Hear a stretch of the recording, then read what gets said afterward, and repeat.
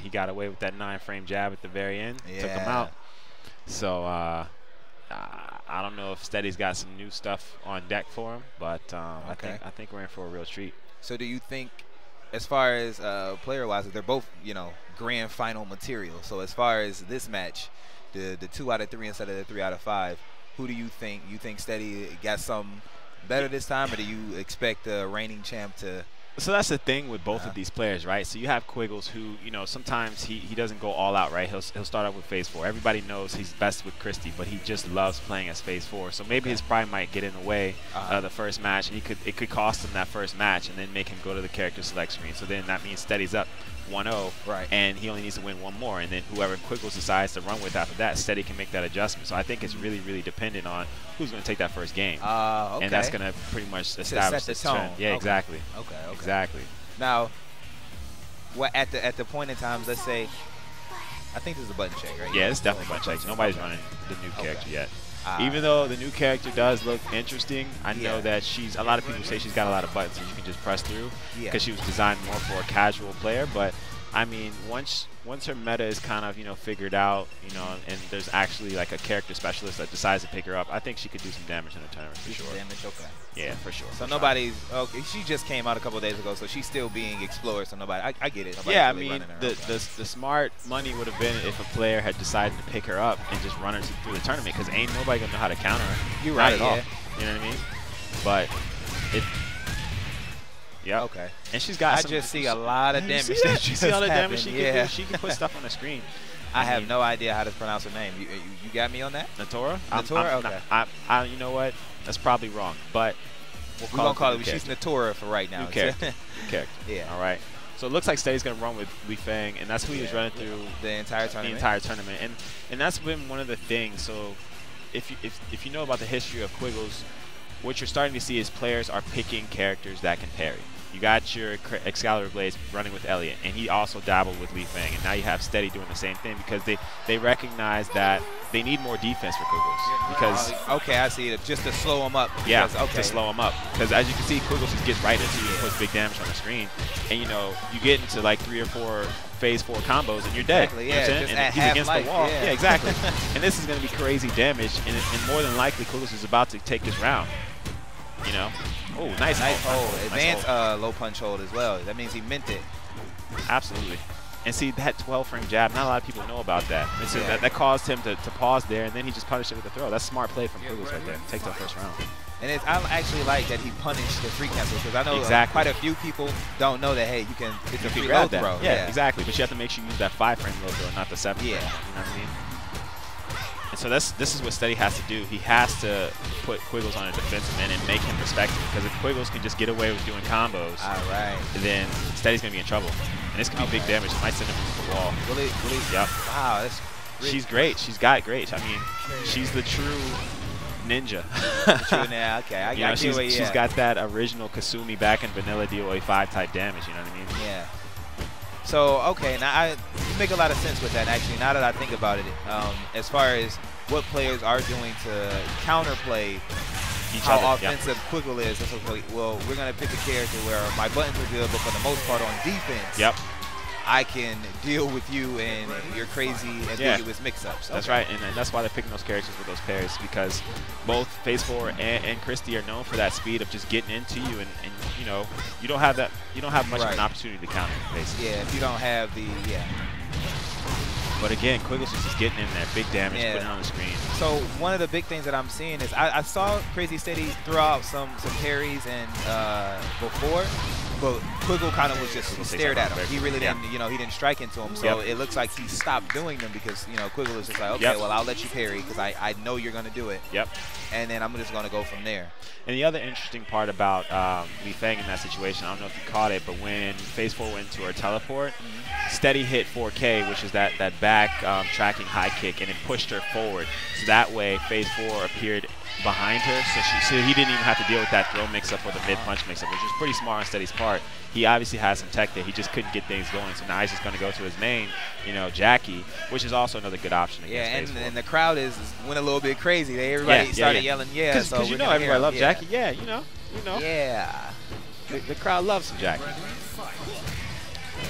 Immediately Quiggle starts. And I that's think just, they both that's crazy. sidestep. That's crazy. Do you see that right there? Like when they started, there's so much respect that Quiggle's able to throw out a slower tracking mid Look at the to start the match, and takes off 75%. You know what I mean? Yeah.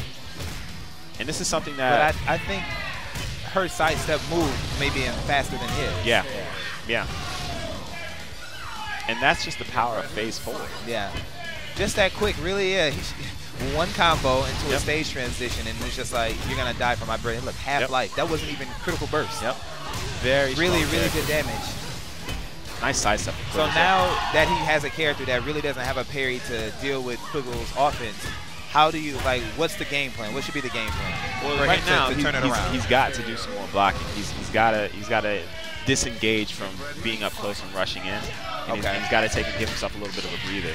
Okay. And he's got, so that's the thing. He's got to adjust to Quiggle's throwing out so many holds with a perfect, nice high counter throw there. Well, that's one of the things, too, that I was mentioning about the VF characters yesterday is that they're one of the biggest Achilles heels that they have is spacing them out, walking away from them. So it really doesn't do him any justice to run from phase 4. So he has to be in there, but like you mentioned, he has to block and just, wait his turn because phase 4 doesn't have any strings. She doesn't. Yeah. And he's got to capitalize from that. He's got. He clearly knows the frame that he just needs to settle things down and punish correctly. Exactly. Do some whiff punishment. Get those throws in there. Make Quiggle start hesitating a little bit so that way he can set up his own offense. And the moment that he's able to successfully block something from phase 4, Jackie is a VF character, so he has plus frames everywhere. So he'll be able to. Pokes. Yeah. But I know, like, pokes. It's hard to get through that. Yeah. And that's the thing that you have to deal with. And this could be it right here. Yep. And he takes it. Okay, yeah. And he takes it. Quiggle did a little dance and a little taunt after that, which Yeah. I like. Yeah, I like the taunt. He's got some flair. And the thing is, Quiggles, he wants this. He wants final round because he's never, ever won a final round. Really? Never. He's won a lot of tournaments. He's won a lot of tournaments, never had one but of he's these? never won. He's He never lost had a to Pimp Sweet Cup. Revenge. He lost to Excalibur Blades. He lost to E-Man. He's never actually won a final round. And so this has been big for him. He's always just wanted to win a final round because that basically means he's won every single major at least once. And up to this point, he just hasn't been able to capitalize. He hasn't been able to close the deal. So although he's won so much, I like that. Yeah. You know. Yeah. Again, he's still hungry. I quoted something from Jordan yesterday. You reach, I teach, and that's like a Jordan-like mentality. It's like, I won a lot, but I want to win more. Yeah. Yeah. So that's okay. But you know what's interesting? I think both of the players that we're about to watch have the potential to be able to take out Quiggles. Like Steady did. Steady just, he got overwhelmed very quickly, and the rounds just disappeared. You know what I mean? Like his health meter just went away, and it was just very fast. But Sonic Fox, even though he doesn't really focus on DOA as much, he's still a very, very competent fighting game player, and so he understands how to capitalize on people's mistakes. A side note about Sonic Fox: people will not believe it. He does not practice the game and play it at home. No, he does not. He does not. He's a true prodigy. You know? True child prodigy. Well, he's not really a child anymore right now. No, actually, I don't think he's still a minor. I don't think he's 18 yet. He's finishing up his 12th grade year. I believe in school. Yeah. And when he told me that, like a couple months back at another tournament we were at, I'm like, yo, I've known your brother for a while, but I've known you not just as long, about half the time. So it's like, man, And but anyways, I did speak to Hajin yesterday. I'm like, he's looking really, really good at final round this year. Yes. Seeing him is really hungry. He was like, I'm trying to bring this back to the West Coast. He really wants that, and I can just tell watching him play yesterday. Like I've watched him play, and he's always solid, but just like ridiculous. Yes. He's like the Great Wall of China yesterday. It's like you're not nothing. You're not doing anything. You're shutting out people. Very, very solid. And he's convincingly beating guys that should be splitting matches or, and that match against Hoodless was textbook solid play from Hajin. He really, really delivered. And the interesting thing about Hajin is as they are not going into a button check, so I think they're already straight. They're going straight into it. They're going straight into it? Okay. Nice hold from Sonic Fox. Yeah, and that's one thing Sonic Fox is really good at doing. At first, I was like, man, you don't mean that. He's really good at advanced holding. Advanced hold. Yeah. And seeing it on reaction. It's beautiful. And nice just for the viewers, an advanced hold is a hold. It's a double direction input that you have to press and then hold. So it's not just a one direction like a standard hold. So and it only holds So if you hold high, high punch, it's only going to hold a high punch. So you can hold high and get hit by a high kick. Nice throw from Sonic Fox. It's really specific with the advanced holding. Sonic Fox gets them at all hit levels. And I like Sonic Fox's mentality here. Even though Hajin is an excellent slow escaper, and you'll notice in the last round, Hajin was getting out of a lot of Sonic Fox's setups. Sonic Fox was prepared to continue to put pressure on, and that's been the go-to thing for Sonic Fox is his ability to apply pressure. Constantly put pressure and just say, hey, I'm coming at you. Exactly. So, and being able to hold. He can. It's almost like he can see the moves, which is a very, very rare trait for DOA players, because a lot of people are preemptively holding because they think an attack is coming. They're just not sure exactly which one it is. But he's almost able to see the limb. He sees the exact height it's coming out at, and he's able to make the right hold, And he's doing one of the key things. And this could be it that, right here. He's constantly applying pressure. And he takes that round. That's a heartbreaking round for Hajin right there. Oh, wow. Not a pixel of life, but almost, Yeah. Nice throw. But one of the main things that he's doing that's interrupting the play style of how Hajin applies that Stand in his face. Stand in his face. Constant pressure. Constant safe pressure and safe pressure. Yeah. Unsafe. Nice punish. Nice punish there, especially against the wall. Yeah, and so that was no wake-up kick situation there. So I think that's it's easier said than done, but for a Hajin to start turning this around, he has to try to establish the distance. Yep, absolutely. I think if he's able to do that just once, because he's so good at. That could be. Is it okay? He's in there. Get away. Yes, this exactly. Is close. Yes, this is close. Yep, he that's all he needed to do. I'm surprised he didn't hold that there. And he returned the favor. And I knew he just needed that split moment. Just the moment he's able to get away, and he capitalized on it. So yes, now he's doing a lot better. Now he's able to establish the range. Sonic Fox wants to get right back in there, he but wants to Hajin he's is making it harder. doing a great job of keeping him away. Nice blocking from Hajin. Nice punishment. High level play at its finest. You see one player just getting completely dominated, and it's like, okay, I know what I need to do. Yep. And it looks like we're going to go down to the last round. Yeah. And this is where the Hajin play kicks in right here, because Hajin is known for his spacing and getting in your head and making you, forcing you to make mistakes. You know, you get hit by him, get knocked down, then he's running away from you, and you're like, okay, I'm going to catch up to him. And you get knocked down again, and then you just start getting frustrated. You start making mistakes, and that's what happened in that last round. Nice hold from Sonic Fox there. And one thing I've liked, even yesterday in pool play, and even it's good to see it now in the top 8, is throw punishment. Yep. Especially coming from Sonic Fox. It's like, I love to see it, and of course Hajin Shinobi is a veteran. He's doing it. It's like I thought it was like a lost art, but it's not. And it's good to see his guaranteed damage. I like that. That's the offensive hold. Absolutely. And Hajin is not teching there. Nice slow escape, and this could kill. Nice punish. Nice punishment right there. And that's the difference, right? When you start throw punishing, you start taking away more life, and you win.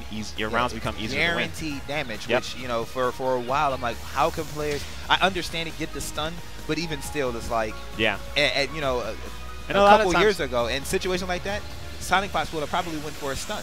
Yeah, you know, he would have, and not been able to close that out. Right. And a lot of the time, sometimes players are just, they let the nerves get to them. But Sonic Fox is such an experienced veteran player across so many games now. He's just really come into himself that he's not going to let an easy opportunity to punish to pass away anymore.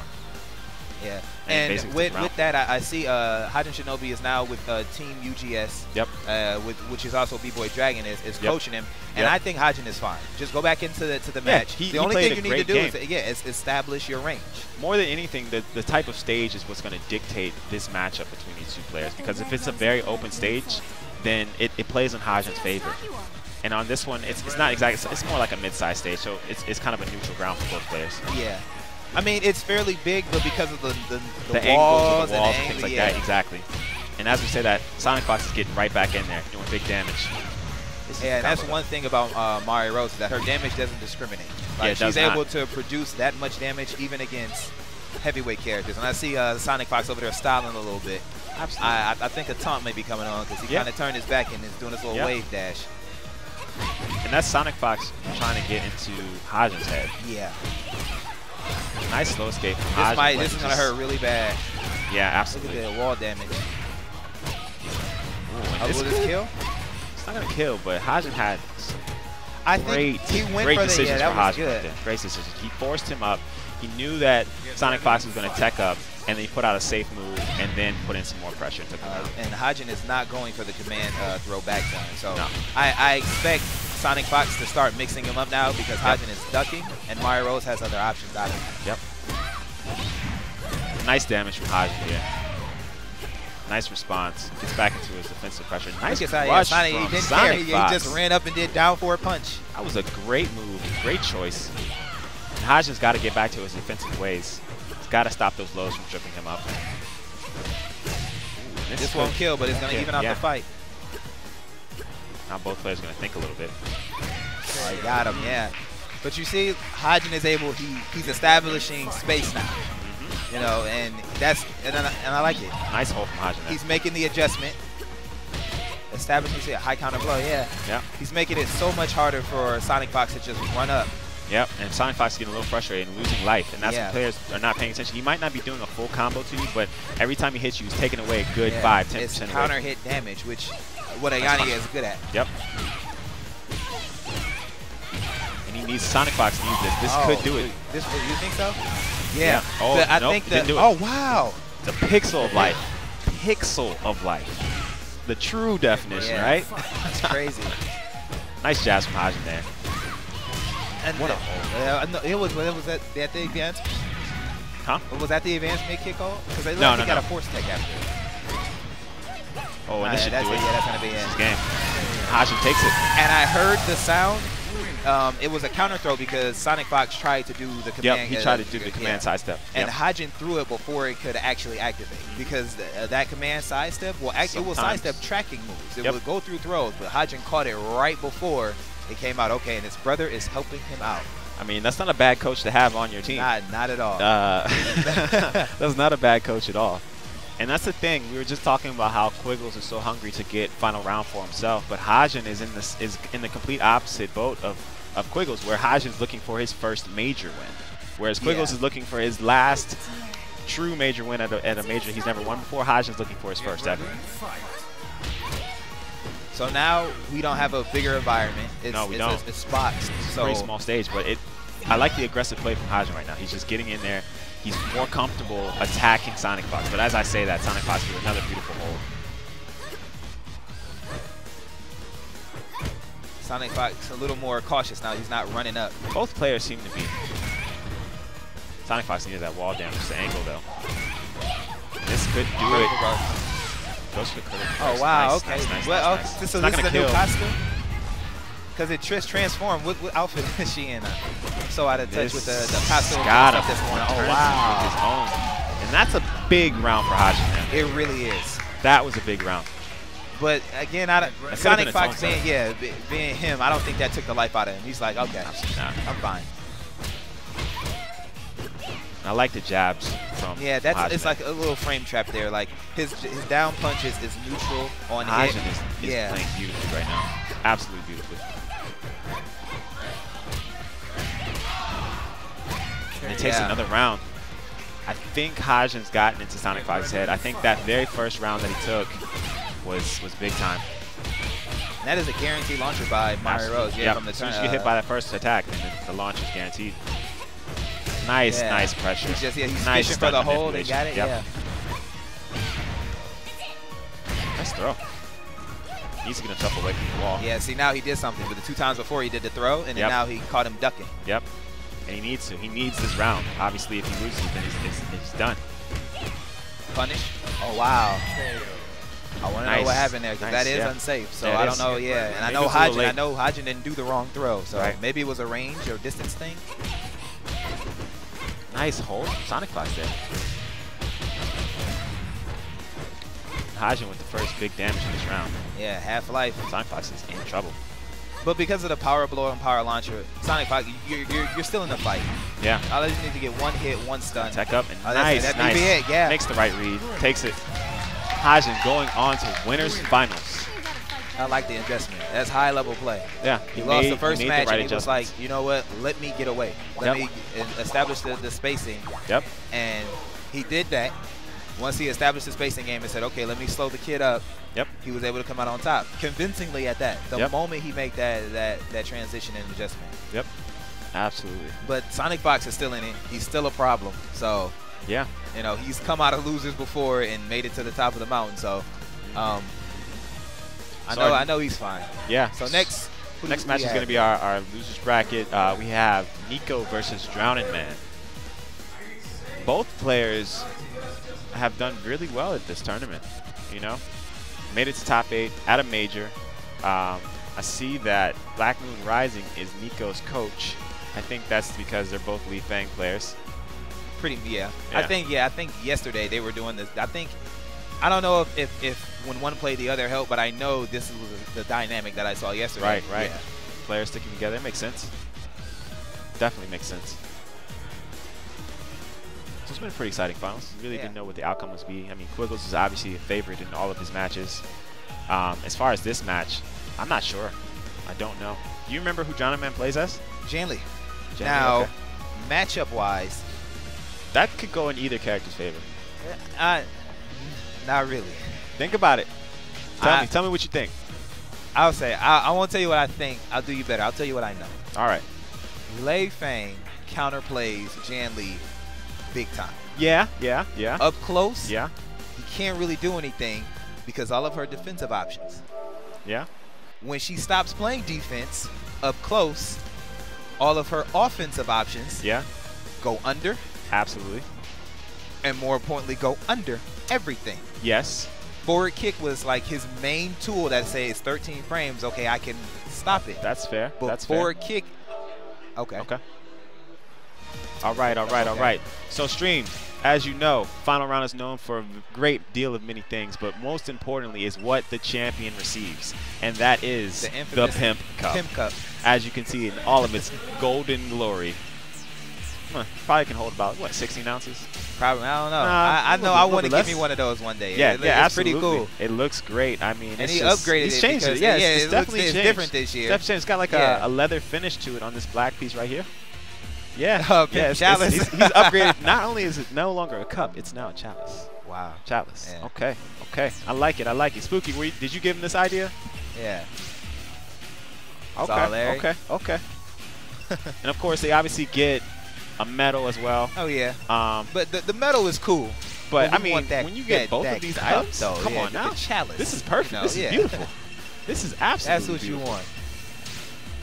But like I was mentioning though, her defensive options, you know, she's got great defensive options. And the offensive options crush everything he wants to do. His best bet is to establish range. But even still, Lei Fang can function from range as well. But that's where I'm getting this knowledge, this information, and this tech is that I play Ryujin. He's in my local scene. We play an awful lot. Strong Janley, and we go through a lot of the characters. We play an awful lot, and we just do a lot of testing. And Lei Fang is a problem. She's strong.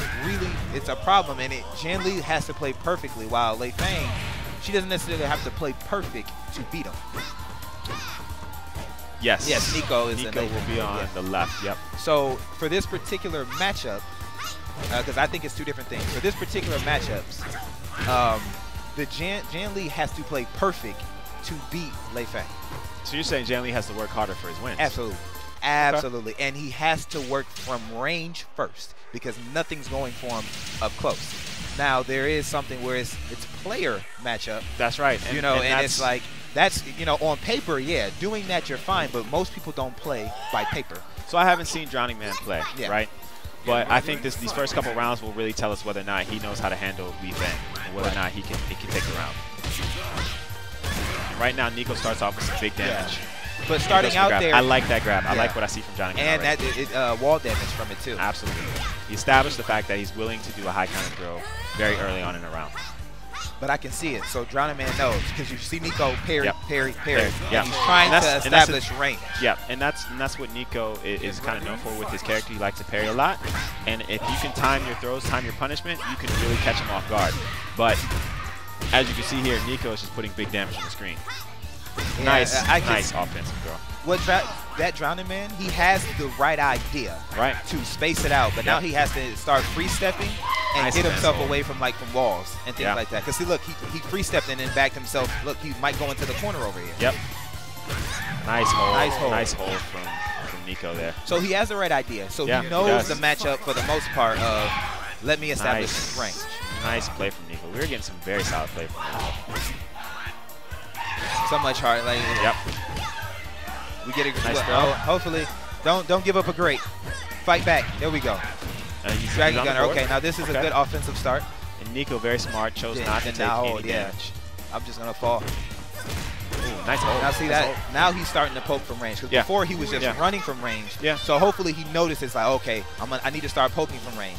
I need to start testing him. Although he's throwing out parries from range, I gotta do something. Yep, absolutely. Because other than that, he's just gonna keep running up and hitting buttons on me and getting in. Absolutely. So while he's spacing, you gotta stick your buttons out there. Absolutely. And I like that he bagged up a little bit and immediately pressed punch. Yeah. I like nice that. Throw. Now, when Jan Lee gets his mid-punch hold like he get on high counter, it automatically puts his opponent at the threshold to be critical burst. Yep. And he put him in a nice throw punish. Oh, it's a standing throw. If this costs him a round, he'll be kicking himself for that one. I think he'll be fine. That won't kill. Yeah, he's gonna kick himself for that one. Yeah. Missed the throw. Get ready, fight. I like that. That nice crushes. Yep. It's dangerous to use against Li Feng though. Yeah. Oh, I like that. I like that. Nice punishment. He's making some good reads. He just got to close out the rounds. Like one of the things, like when he does get on the offensive, I know it's rare. He needs to keep momentum, or at least try to do something to pressure. And the crowd seems to be on Drowning Man's side. Yeah. You can hear it in the background. They're clapping every time he gets good damage on him. Nice patience from Nico. This won't kill. He's fine. Nice high throw. He read the parry. Get ready, fight. He seems to be doing fine now. He's starting to read those. Yeah. He tries to drop juggle right there. And if he hadn't missed that throw, he'd be up 2-0 right now. But can't think about the pass. He's got to focus on keep moving just forward. capitalizing. Yeah. And it seems like that's what he's doing. Yeah. But Nico's right back in there. Good damage. But he's in it. I call it prime. He has prime real estate right now because he has Jan Lee, and Li Feng's back is on the incline. Yep. So all he needs to do is get like a stun and get a launch, and it's it's gonna be good. There. That's a safe move. Take the boost around. Yeah. Get ready, fight. No punish. Nice sidestep. I dropped another juggle. So as far as watching that Drowning Man, I think he's doing too much running. What else could he do to possibly say, okay, because he's just, I think he needs to poke with a few more lows. Nice hold. Ooh, and this should take it. Oh no! Nice one. Can he take it? There we go. Okay. There we go. That makes up for the very first round where he lost it too. Nice one, nice one. That might have given him the momentum to fight back and take this game here. Because that was that was really intense and really hype. It stopped you from talking. Absolutely. Nico back in there. I think Nico's catching on that he's trying to hold mid punch, so he's hitting him with mid kicks now. Yes. And Nico takes it. Very nice play from Nico there. All the way from the West Coast, by the way, representing the NorCal scene. And I believe that's loser side, right? Yeah, so that's loser side. So now the winner between Hoodless and Electrified Man will go on. Actually, no, I take that back. So I think Nico's going to end up playing either Steady or Sonic Fox, I think. Okay. Yep. Okay, crazy. Yep. Okay. Yeah, so that's going to be that's a very tough. Crazy match. Yeah, and I think that was Drowning Man's first top 8. Yep. So, congrats to him. Yeah, congrats. Worked hard, got some points towards the Battle Royale rankings. Oh, really? So top 8 gets points as far as I know. Yeah. Oh, wow. Okay. So, yeah, and that's going to be a tough match for Nico coming up with Steady because Steady's basically the #1 player on the West Coast, and to my knowledge, I don't think Steady's never lost on the West Coast. Nope. So that means Nico's never beaten him. You know what? I think it's 3. We got 3 West Coast players. Yeah, we do. Top 8. Yeah, we do. They've really come out because I mean, obviously, we always like. or to use something they do anything. I haven't really seen them anything that they couldn't do. Yep. Really good artwork. Yep, and they're officially licensed by Capcom. You can find them on Facebook and Twitter. If you do use that promo code, East Coast is free. You know, remember, East Coast is never free. Right.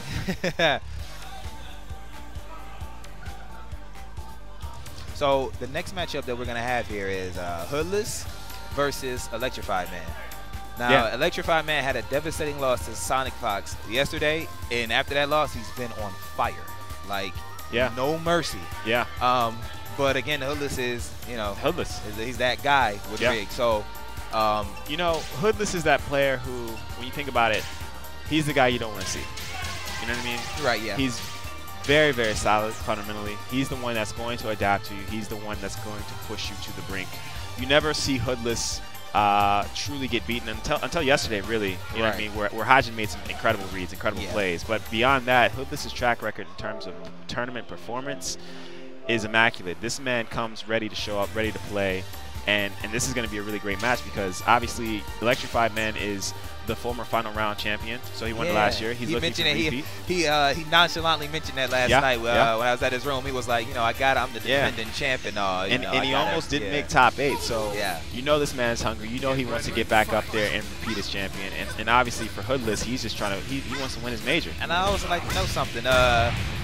So Sick Nasman is coaching Hoodless. However, he is a Texas native. Which is interesting. Like, E-Man. Is there beef there? Nah, I don't think it's beef. I think it's more so of a friend thing, you know, more than anything. Yeah, you don't see that often. I mean, Texas so, on Texas blood right now. Yeah, you know? I think Manny and Sweet Revenge watching at home would be very disappointed to see a fellow Texan just coaching someone from Chi-Town, you know? Yeah, man.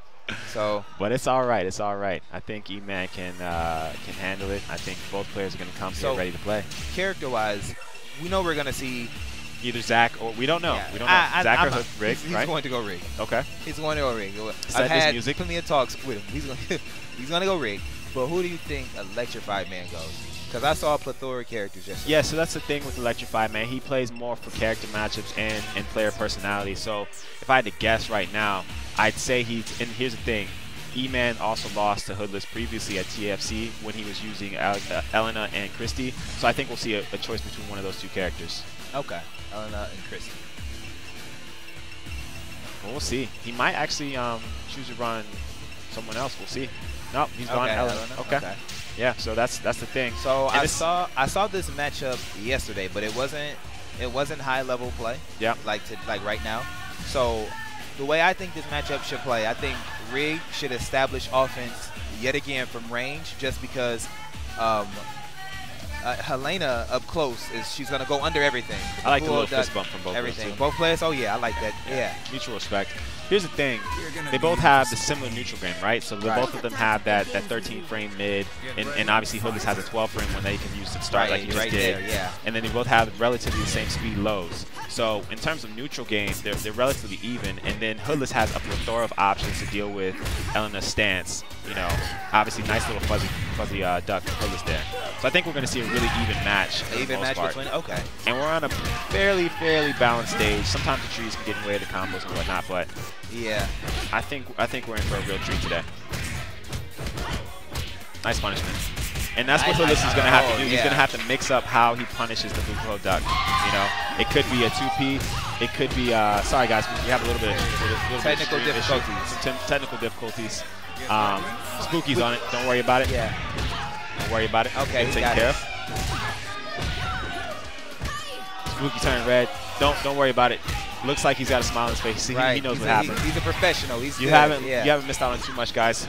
E-Man has actually taken the first round, and they're going back and forth right now. Yeah, in the second round. Each other out. Yep. And then we're back right back in it. Yeah. Cool. Looks like we're good. And Hoodless just did Sorry that guys, apologies about that one. My bad. No worries, no worries. You quick with it. You got us up and running. Yeah. But Hoodless, he did that. The last big combo he did, he established it from range, which is one of, like, they're both slow, but because how evasive interesting choice from Hoodless. Not Hoodless, but E-Man. Just that he tried to use a jab to challenge Hoodless out of that kicking stance. Oh. And we're having some more technical difficulties. I'm sorry, guys. I'm sorry. I'm going to try to reset this and see if it fixes the problem. My bad, everyone. No worries, no worries, no worries. But Hoodless is here. Are we still live, Spooky? Yeah, we're still live. Okay. Guys, see if that brings it back. Sorry, everyone at home. My bad. Don't hate me, guys. I'm breaking everything. Guys. No worries, I'm breaking the stream.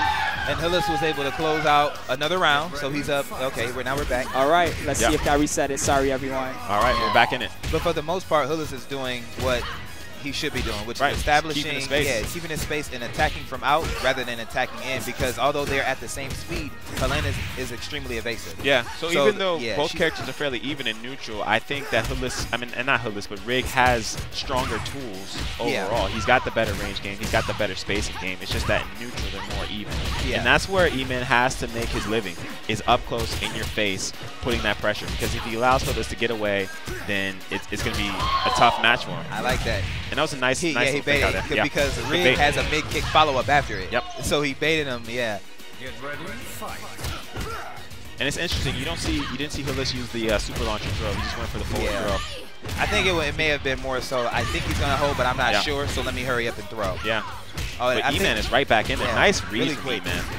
Now, and that round right there, Hoodless was not. He wasn't able to get away. He never had the chance to get away. And that's what E-Man knows. He knows he needs to get up in there and start hitting them.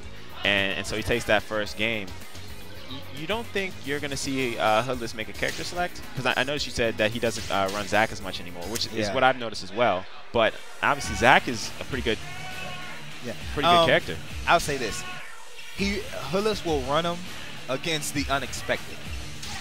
It's more so of a mental thing. He's not gonna run it just because I think it's gonna be he's gonna go from a okay matchup to a bad matchup. Because Zack is not gonna be able to cut it, and up close it's really bad crush wise. Yeah, I mean a lot of Zack's moves do get crushed by Helena. He's gonna have to rely more so on holding, and it's much more of a headache to deal with Helena with Zack than it is with Rig. And that's probably the growth of Hoodless too, because you saw in previous years where Hoodless would kind of jump between Zack and Rig, and now he's more of a main. This is Rig. Rig's my go-to guy now. Yeah, and that's one of the things that, again, much like I talked with Ryujin, I also talked to Hoodless, and I just, help him out, like, look, you're fine. Yep. It's just, because, again, he played that last match, it was fine. Yeah. So you just need to make certain tweaks. Yeah. And he just went back to the character select screen to get a breather, get his head straight. It's a smart thing to do. A lot of players, have different philosophies on whether or not you should go to character select screen. Some people don't believe it, others do. Yeah, but for Hoodless, it looks like it's working, because he's taken down E-Man's life very, very quickly, rather, I should say. But even as I say that, E-Man's right back in there. Yeah. And it's these types of rounds where if E-Man can make a comeback and take it, it's a momentum. You see what he's doing? I like the space. Two times. He stepped back. E-Man started whiffing. Yep. He didn't punish the first set of moves he did, but he got him the second time and closed out the round. Hoodless there. Nice run-up throw. Vintage DOA. I like that. He immediately crushed after he saw a quarter circle forward punch from Helena. Yeah. And nice stun manipulation there from E-Man. And that's when Helena is one of those characters, because all of her every stun is decent. Yep. She's one of those characters that if she gets one stun, she could potentially almost keep you stunned the entire round. Absolutely. But even as we say that, Hoodless takes another round. He's taking 2 straight here. It looks like whatever adjustment he made in his head mentally, during the character select screen has worked out for him. And just because I'm a stickler for punishment, E-Man blocked the low kick from Rig and didn't punish it. Yeah. But it's one of those things that it's a move that it's like, wait, I just blocked something. Yeah. You have to be looking for it. You have to be looking for it. Yeah. Sometimes it's just your natural instinct to try and go into a defensive mode. Yeah. You might block something that you didn't really expect to block. It was instinctual once you go down there. I like that. The delay stopped Hoodless from poking right there. Yep. And that sweep from Rig is very strong. It doesn't give a guaranteed, stun afterwards, but just it's tracking pressure, and it's fast, And the pressure that he gets from it, his mix-ups are ridiculous. Yeah. I like that. E-Man tried to throw. Nice guaranteed launcher there. Yep.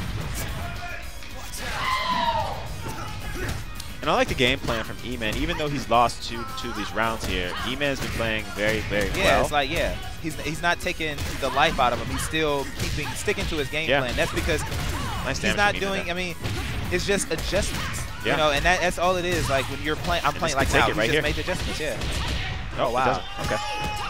Without that wall, Helena's damage kind of goes down a little bit. Yeah, but I guess that's the trade-off for Helena. Yep, and this because could. Wow, I thought Phyllis had a chance there, and I think Eman made the right input, read. input error. You think he meant to finish that? Yeah, oh, absolutely. It was a sit-down stun. Yeah. Okay. Nice punishment. Nice punishment. Patient, and he waited for it. That's from yesterday, so you never saw Hoodless finish that yesterday, and Hajin really made him pay for it. So now it looks like Hoodless is saying, okay, I'm going to put this on the screen. In the event that I have to run into Hajin again, or anybody that knows how to interrupt this, I've got to make them respect that attack. Okay, and I like the way Hoodless is mixing up. Yep. E-Man nice expected pressure. a mid-kick, and Hoodless just said, no, I'm just going to take the damage and knock you down. That's right. Yeah. And that 2P really made the difference there, because at the end of each of his strings, he just said, okay, I'm going to 2P you, even if you did throw out a high, I'm going to crush it and then get my pressure back going. Very nice play, very nice adjustments. I think we're going to see... I think E-Man signaled he wants to go back to the character selection. Yeah, okay.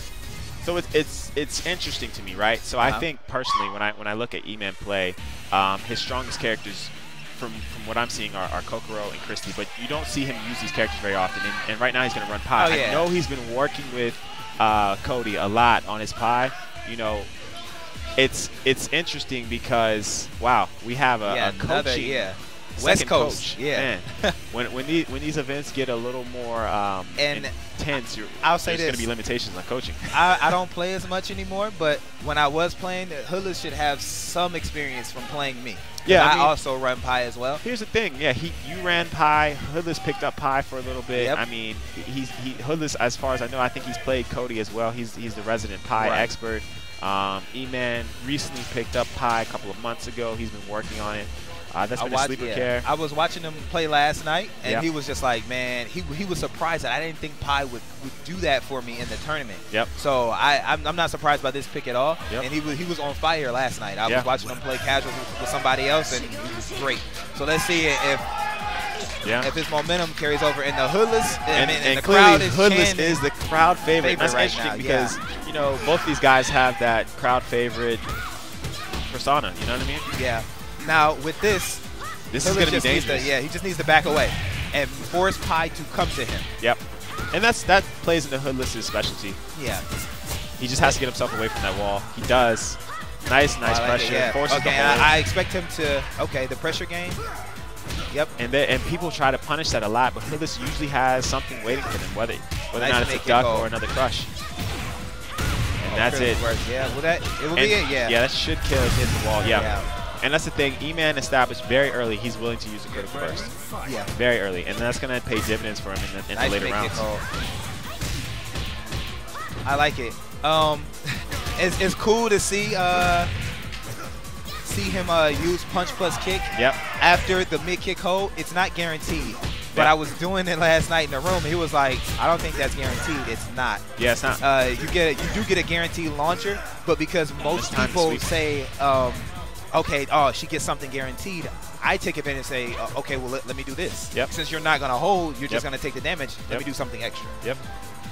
And this is where Hoodless wants to live, in that spacing game where he can punish, tries to, I don't think E-Man meant to do that. But you see how he closed out the match? Yeah. He got away. Yeah, that's what Hoodless needs to do.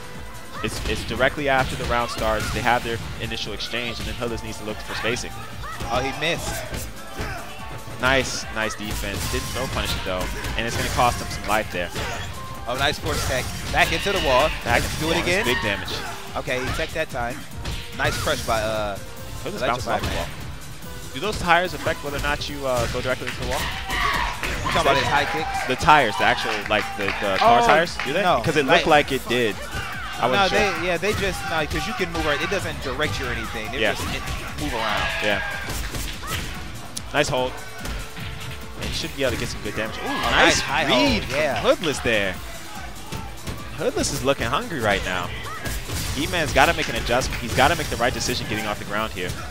And he does. Nice Hoodless still is right back in there. This might kill? Nope. Right, but this is nice choice from here. And E-Man's got to be very careful with what buttons he picks. And this get up right here is going to be nice force tech. He's got to get that pressure. I think E-Man's most likely going to go for a reset. Nope. Yep. Uh-oh. Looking for I like it. There it is. Oh, Very wow. nice place from E-Man right there. And just that quick when we were about to say, oh, and Hoodless got it. Yep. Just that quick. Yep. And Nice this right here is coming down to the last round, last game. E-Man, and then Loser E-Man of this return right will back go to the home. side Yeah. And Hoodless is like, you know what? I should have won that last round. I'm going to finish you out this round, man. I'm closing out. I'm a closer. Yeah, it's one of those things like now Yeah. it's in his head. Yep. Because Electrified Man got high counter hit in there. Yep. And you can do a neutral throw to rig, forward kick. And at first he was blocking it, and then when he tried to start throwing it, he started getting it because he's flustered at that point in time. Yep. Absolutely. Quiggles But is up I mean, I will say I like the character choice. I like the character change. He did what he was supposed to do. Yeah. Hoodless went off the defensive and went on the offensive. Yep. Which was it was out of, I will say, matchup. And the paper. wall played a very, very heavy Yeah. part in Hoodless's victory there. Like he had some very nice setups against the wall, and E-Man just didn't make the right decisions there to get out of those setups and lost the game. Yeah. So Hoodless moves on. He will now face I think Spooky just said it over the mic. Who? Yeah. Steady versus Nico. Yep. Steady versus Nico. Okay. Yep. And then Hoodless will obviously fight. Who's Hoodless gonna I fight? think Sonic Fox. Sonic Fox. Yep. Yeah. Good call out. Good call out. Okay, so we have West Coast versus West Coast. Yep. Yep. It's gonna be So an I interesting know you match. say Hoodless won. Hoodless won. Yeah. Yep. Yeah. Yep. So yeah. I was gonna say here now, back at home, Crazy Steady's undefeated. He always win. Yes. But they're not at home right now. They're not. They're on the East Coast. Right. You So know? because of that, you know, Listen, man. I'm not Come on, gonna. yeah. I'm not. It's like picking against the Golden State Warriors on any given day, right? I'm not gonna. In this case, Crazy Steady is Steph Curry. Okay. Okay. And Nico is just someone who's looking say to this, get his first win, and he's got a great chance. Nico's been playing outstanding, right? But to stay on the basketball term, though, Golden State they have 6 L's, and on some nights Steph Curry has been cold. So with that being said, yes, you know, Warriors won their first 24 games. These guys haven't played each other 24 times yet. So I'm thinking Steady's probably just gonna add another notch to his belt. Okay. That's what I'm thinking right now. Okay. You know what I mean? All right, I respect it. You know, so getting away from the basketball analogy, right? Statistics right there. Yeah, okay, I respect it. Right. Yeah, I love some basketball, man. But Same here. Looks like these guys are gonna go to a button check. Obviously, we're gonna see Lee Fang versus Nico. Probably. And then now, I don't know. Watching high level play, mirror matches are crazy because it comes down because it's a 5-5 matchup, and it comes down to who's going to make the better reads. Yep. So and that can be annoying because Nico is a character. This is his character. Yes. And I know Crazy Steady has a stable of characters, so I expect Crazy Steady. He might play Lei Fang, and if he loses, he might switch up. Here's the thing. If he picks Lee Fang, I think that could be a problem for Nico. I don't think he will, just out of simple respect for Nico. I mean, a lot of the times you're like, it's almost disrespectful to pick someone's character against him, you know what I mean? So I don't think we'll see that. So I think he's just going to go with Sarah, you know, and try and do some things. But obviously, another thing is, if Steady's trying to prepare for Quiggles, and he chooses to run Lee Fang again, he doesn't want Quiggles studying his setups, right? Oh, smart. So is it like we're going with Sarah Bryant? Yep. Sarah Bryant, which is not a bad choice. She's got a lot of great options against every character, including Lee Fang. That is unsafe. I think that's like -14. The thing is, this matchup reminds me very much of how when E-Man and Master would play against each other, right? So E-Man lost a lot against Master, so he knows what Master wants to do. So that's the one advantage Nico does have in this case, is that he knows what Steady likes to do. He knows Steady's play style. Okay. At the same token, though, obviously Steady knows what Nico likes to do too. So that's really going to be the mind game. And it looks like. Did you see the footwork? Yes. Yeah. Yes. Real nasty. The footwork is mean there.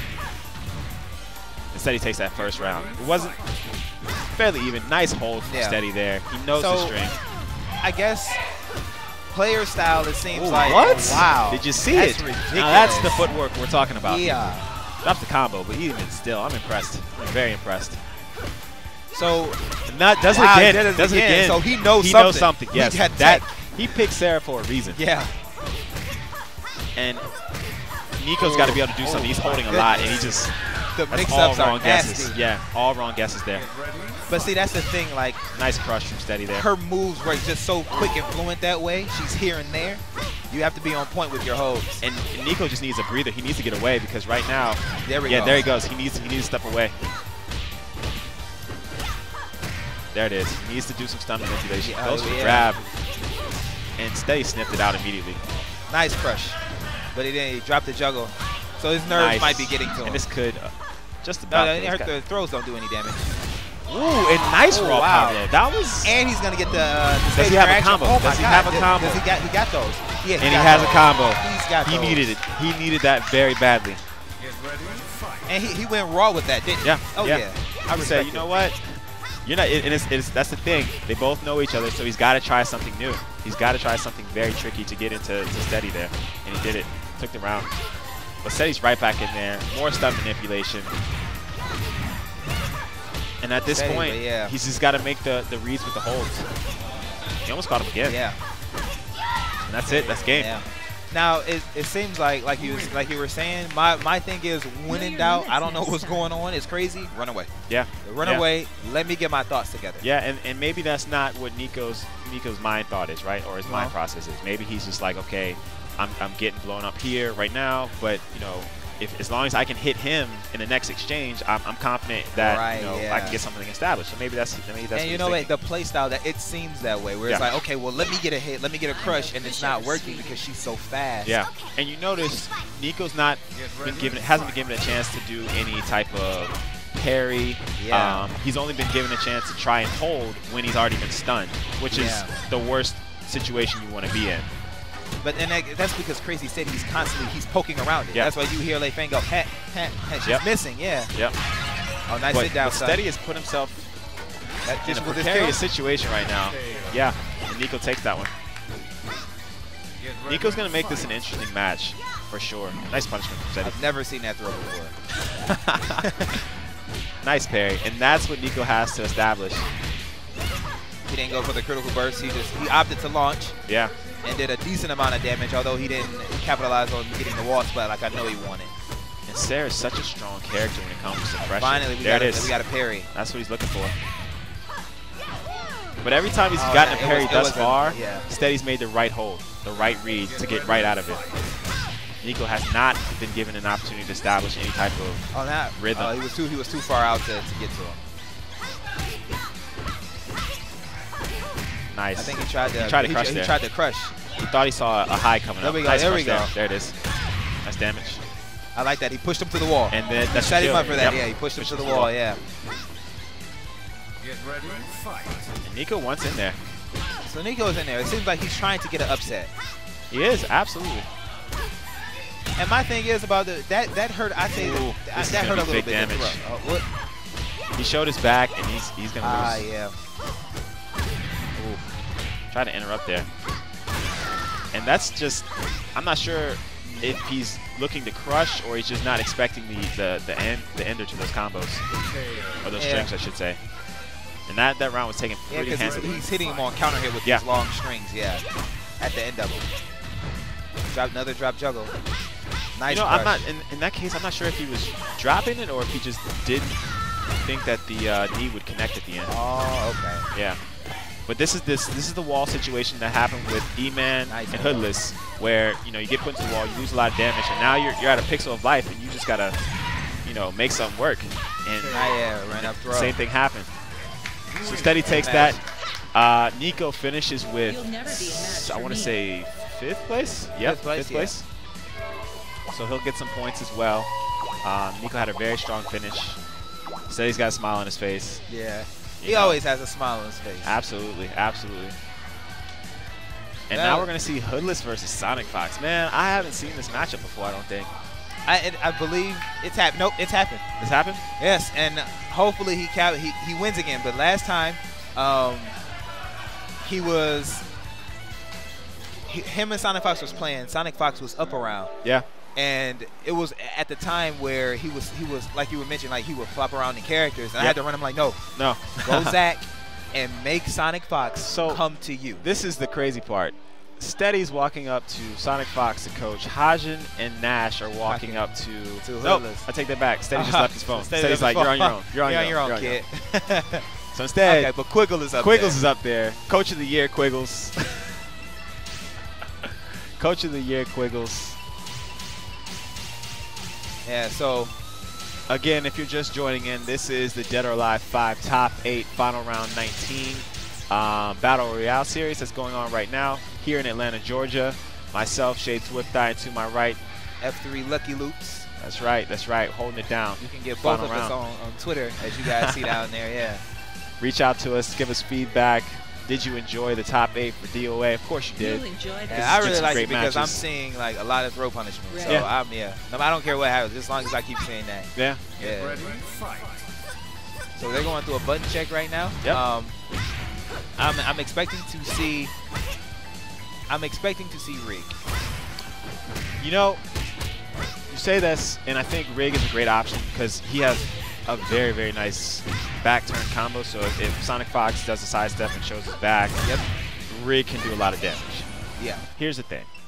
I'm making a case for Zach because Zach has 11 frame mid, 2 of them, 1 mid kick, 1 mid punch. He's got nice crushes that can deal with that sidestep tracking move, especially the uppercut attack that can deal with it. I have one move for you. What's that? Back punch plus kick from Mario Rose. Yes, it could be a problem. Yeah. But that's a problem either way, right? No, Rig is going to start his offense doing what? Kicking you. Yeah. Zach has to initiate it. He can initiate it kicking you, but he has to put punches in there. Yeah, he does. He does. You're right. Yeah. He does. So, Rig, for me, on paper. On paper. Because this is where it comes into the. Yeah, that's good on paper, but the player-wise, Sonic Fox is a nutcase. So you're gonna throw him, and he's gonna be like, well, I might challenge it, I might not. Well, if it looks like looks like Hoodless stuck with Rig. Okay. And he's lost 50% of his life for the first round. But that's okay because I mean it's obviously the first round, but this is not a good way to start off. Yeah. Not a good way to start off. Nice punishment from Rig there. Yikes. That first round happened really fast. Yeah. I mean, we were in the middle of discussing a character select, and then he's got 25% of his life left. But for the most part, what I can see is Hoodless slowing down Sonic Fox. It's the first round. We got many more rounds to go. So Hoodless is going to get it, Right, and the thing is, one of my nicknames for Hoodless is he's great at adaptation. No, I can't even speak right now. Adapting. Yeah. So he's the master of adaptation, right? And so I think the longer this fight draws out, the more of an opportunity Hoodless has to adjust, make the right reads, and make a comeback. I think Sonic Fox is going to start off hot as he has, and then Hoodless is going to start to make those reads, and he's going to start taking rounds away, and it's going to come down to the last match. I think these guys, it's not going to be a blowout in any sense for either player. Nice hold from Hoodless. Yeah. And see, that's that side step right there. Yeah, it's crazy. But I think he's doing that just because I think he's noticing, okay, Hoodless will duck this. Yep. So let me go ahead and just attack out of it. A lot of damage, but Rig can do the exact, oh my God, high counter blow. Yeah, absolutely. And that was that 12 frame mid that you were mentioning. Yep. And look at this, I think, he almost even out the fight, And Sonic Fox is right back in there. If Sonic Fox takes this round, this will, no, I won't. Wow. Let me just shut up. Yeah. I didn't think it would kill. Yeah, I was like, nah, it shouldn't, and then it did. Nice hold from Hoodless. And those sweeps, those are really good. Yeah. You just got to be very careful. Yeah, they're so fast, you don't see them. Yeah. I like that. Yeah. He tried to get away from forward kick, but it caught him. I like this. Yeah, he's establishing his offense from range. Yep. And that was a risky play from Sonic Fox. Yeah. He's just, I can tell he's like, let me get in here. Let me get in here. Yep. Let me do what I do. And Hoodless this is where you say he's adapting. Yep. He's being patient. That's plus. And he's doing the Hoodless special, right? He's getting that space. Walking backwards, moonwalk. Okay, now I see the Yomi is in full effect there. When they sidestep, it's like very strong. They look at each other and they're like, what are you going to do? I'm going to do this. Well, I'm going to do this. Yeah. Oh, Nice sidestep again. That you see the command sidestep is ridiculous. Like nice hold. Wow, almost killed. Sonic Fox takes that pretty convincingly. So this has to make some adjustments. Yeah, for the most part, again, it's the neutral piece, right? That's the only time where I see vulnerability for Hoodless, because if he gets hit, he can't really establish that spacing regimen that he wants to do, right? Yeah. If he gets opened up, then he's down 20-30%, and then he's like, all right, I got to be more aggressive. So if he can start, you know, mitigating that a little bit, taking less damage, perhaps just walking away. I don't know if Sonic Fox is going to let him do that, but we'll see. Sonic Fox, you want this? You want the cup? You want the cup? Yeah, but I mean, for the most part, like I said, he played the last. I expect him to go back to rig, and he didn't play terribly. It's just adjustments. Yeah. So it's just slight adjustments, and I think he should play from the range a little bit more, because to me that's when it was most effective. Yeah, is when he was able to say, okay, let me slow you up, and just going from Sonic Fox's previous loss. That's how Hajin beat. Yeah. Establishing range and saying, okay, I'm not going to allow you to just run up in here. Absolutely. Let's go. And that's the main key for Hoodless here. And this is a stage, this electric floor. Yeah. Hoodless is going to get some damage. Mary Rose is going to get some damage. And then that was a counter throw, a counter hit from Sonic Fox, and I believe Hoodless tried to sidestep. And that's the thing, right? Hoodless has to be careful at the start of every round. So he's got that life lead, and he's going to... And the Hoodless is picking up an extra 5 points a down. Oh, wow. Well, this kill. Yeah. If he can carry him to the wall, which I don't know if he will be able to. Nope. Okay, it hurt. Oh, wow. And wow, that's just... We don't see that. You don't see that often from players, because obviously you can see it happen in the air, but I think he just caught Hoodless at a bad time. Yeah. And it was a nice risk from Sonic Fox, and that's what you expect to see from Sonic Fox. He takes those risks, and he gives him rounds. Hoodless did not allow him to loop him into that. He turned around immediately and held mid-kick. This dude is just fantastic at holding. Now, as quick as and as good as Hoodless is at adapting, this is Sonic Fox. Yeah. So I've seen him, you know, on his stream before lose to something, take it in sparring mode right then and there, and be like, oh, that's how I block it. I'm not losing to that again. Nope. So just as quick as Hoodless is at adapting, you have to. I mean, you see it here. You gotta respect Sonic Fox. Yeah, you know, like. I mean, he's a phenomenal player. Can't say it enough. And we're watching it. Nice sidestep. That was perfect right there. And he took a big risk, because Sonic Fox could have hit him with the low. And he's got to do that. He's on his last life right now. Anytime Sonic Fox takes the next round, it's game over. I like that. He's -5 from that punch and immediately backed up. Right. Yeah, he's got to. He closed out the round spacing. He has to keep doing that. And then at the start of this round, he's got to win this. If he can, then he can establish spacing, and it gives him a great opportunity. Oh, he hits the back turn combo that you mentioned earlier before the match even started. Beautiful, beautiful. 14 hit combo. Oh, wow. Sonic Fox, he tech rolled off the ground, free stepped, and it switched his position. Yep, and there's Hoodless back to spacing. Yeah. And he knows he has a life lead. Sonic Fox recognizes it, so he's got to be a little careful going in there. Nice punch throw. He's fine, though. Don't panic. Yeah, see, now it's kind of problematic a little bit. Yeah, see, here we go. Caught him pressing buttons. Big damage, and he dies. And the ground did that. That is the stage. Yeah. Electric floors. Now, the moment I said don't panic, he panicked. Yeah, because he pressed a button. He hit Sonic Fox with the wake-up kick on it was a light stun, and then he immediately hit a button. He should have hit him, and then immediately backed away. Yeah. Yeah. He wanted to try and establish some pressure, and he wasn't able to do that. But again, that's the growth of Sonic Fox, because the old Sonic Fox, that might have hit him on counter hit. Yep. So I understand it, but now Sonic Fox he's a lot more controlled. Yep. You know, it's like I still think he's a nutcase, because it's like some stuff it's just crazy leashed stuff. So now he's got a leash around and that's a real problem. Yeah. When I can control the crazy. That's why he's been so dominant as of late in all games. Yeah, it's someone. So it's like. It's controlled craziness, but at the same time, I'm strategic. So think of much like the Joker. Yeah. You know what I'm saying? It's like, it's chaos, but it's organized chaos, which is crazy. It's a problem. Absolutely. It's, you know, and that's the best way I can describe Sonic Fox. You've just described the Miner as the future Joker. Yeah. I mean, man. I mean, that's when I see him play. It's like, you see it, and it's just like, man, why would you do that? Yeah. And it's like, but it's strategy. You know what I'm saying? Here's the thing, though. My man's name is Crazy Steady. Right. He's always steady. All right. Right. Chaos meets steady. All right. Okay. Clearly, one of them is gonna have to go home. You Right. know what I mean? Absolutely. If you ask me right now who's gonna win this matchup, Right. I'm gonna say Steady. Before they even pick characters, You say I'm saying Steady. Player. Okay. Player to player. Now it's interesting that Sonic Fox picked Christy here. Absolutely. Maybe it's one of those things where it's like, I gotta fight top tier with top tier. Because Maybe, but yes. So maybe, or maybe Sonic Fox isn't comfortable playing. I can't imagine that, right? I don't know. I don't know. We'll I find say out. I'm fine with the adjustment and the change. Yeah, because he played Christy before Mario Rose. And perhaps, you know, he had a conversation with Quiggles, and Quiggles said, hey, look, this is Steady. You need to do X, Y, and Z and use Christy. Okay. I like that. Could be. That brotherly love helping him out. Absolutely. I mean, family over everything, right? Absolutely, yeah. And I like that, yeah. No doubt about it. Nice punishment. Yeah.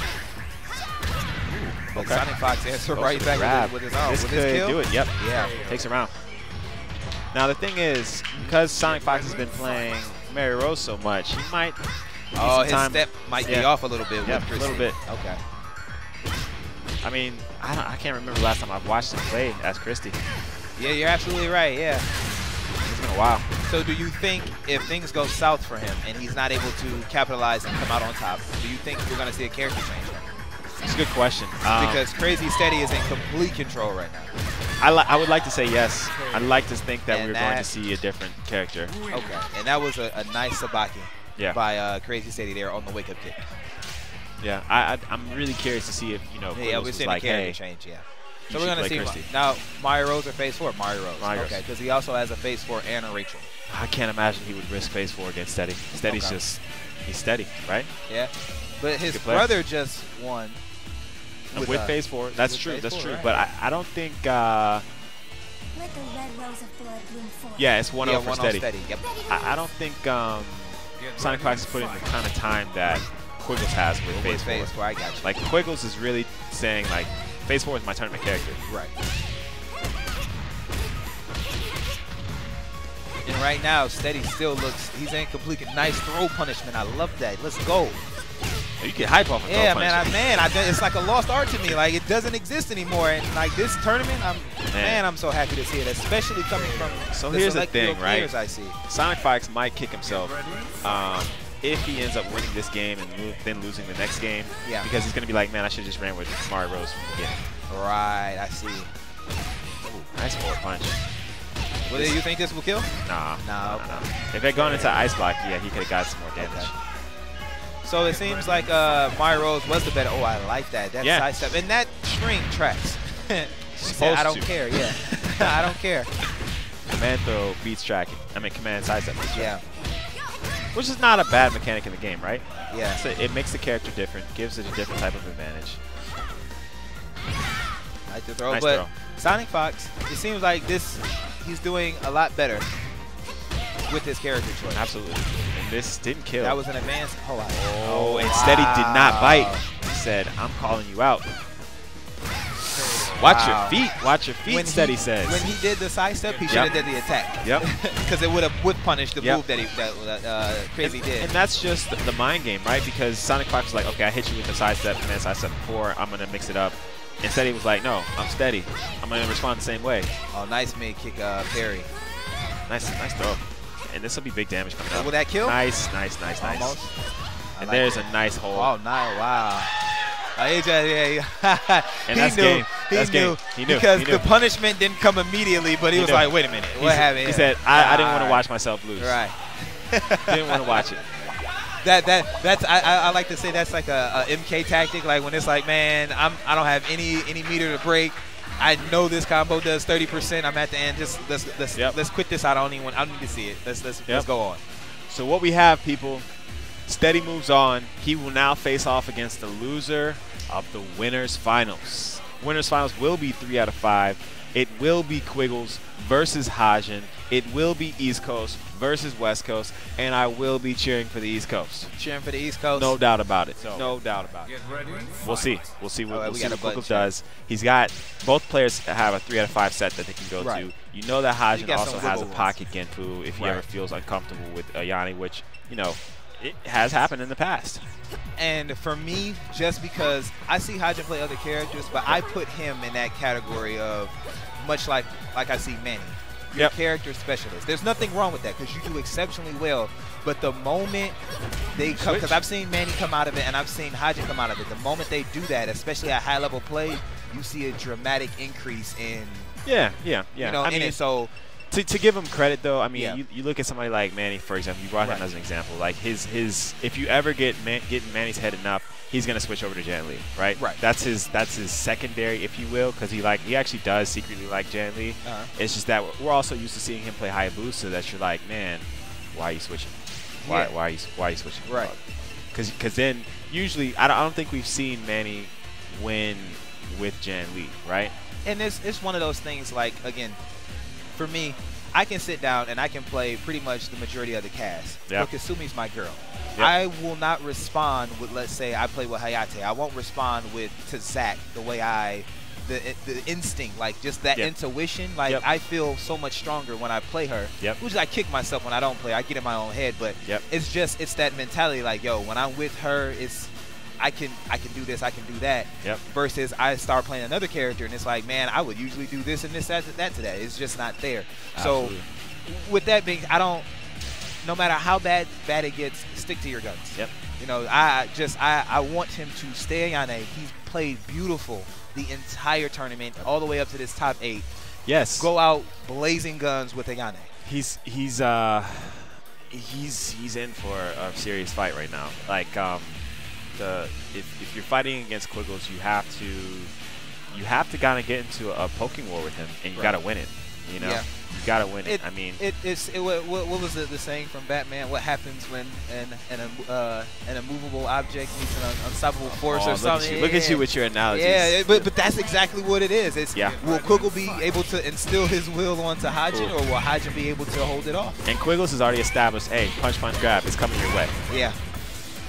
And I like that. You know, which I like because it counterplay. You know, it opens you up. It's such a good tactic. And it's worked out because he's able to have Hajin well below 50%. And Quiggles knows he's against the wall. Yeah, that was unsafe. No punishment.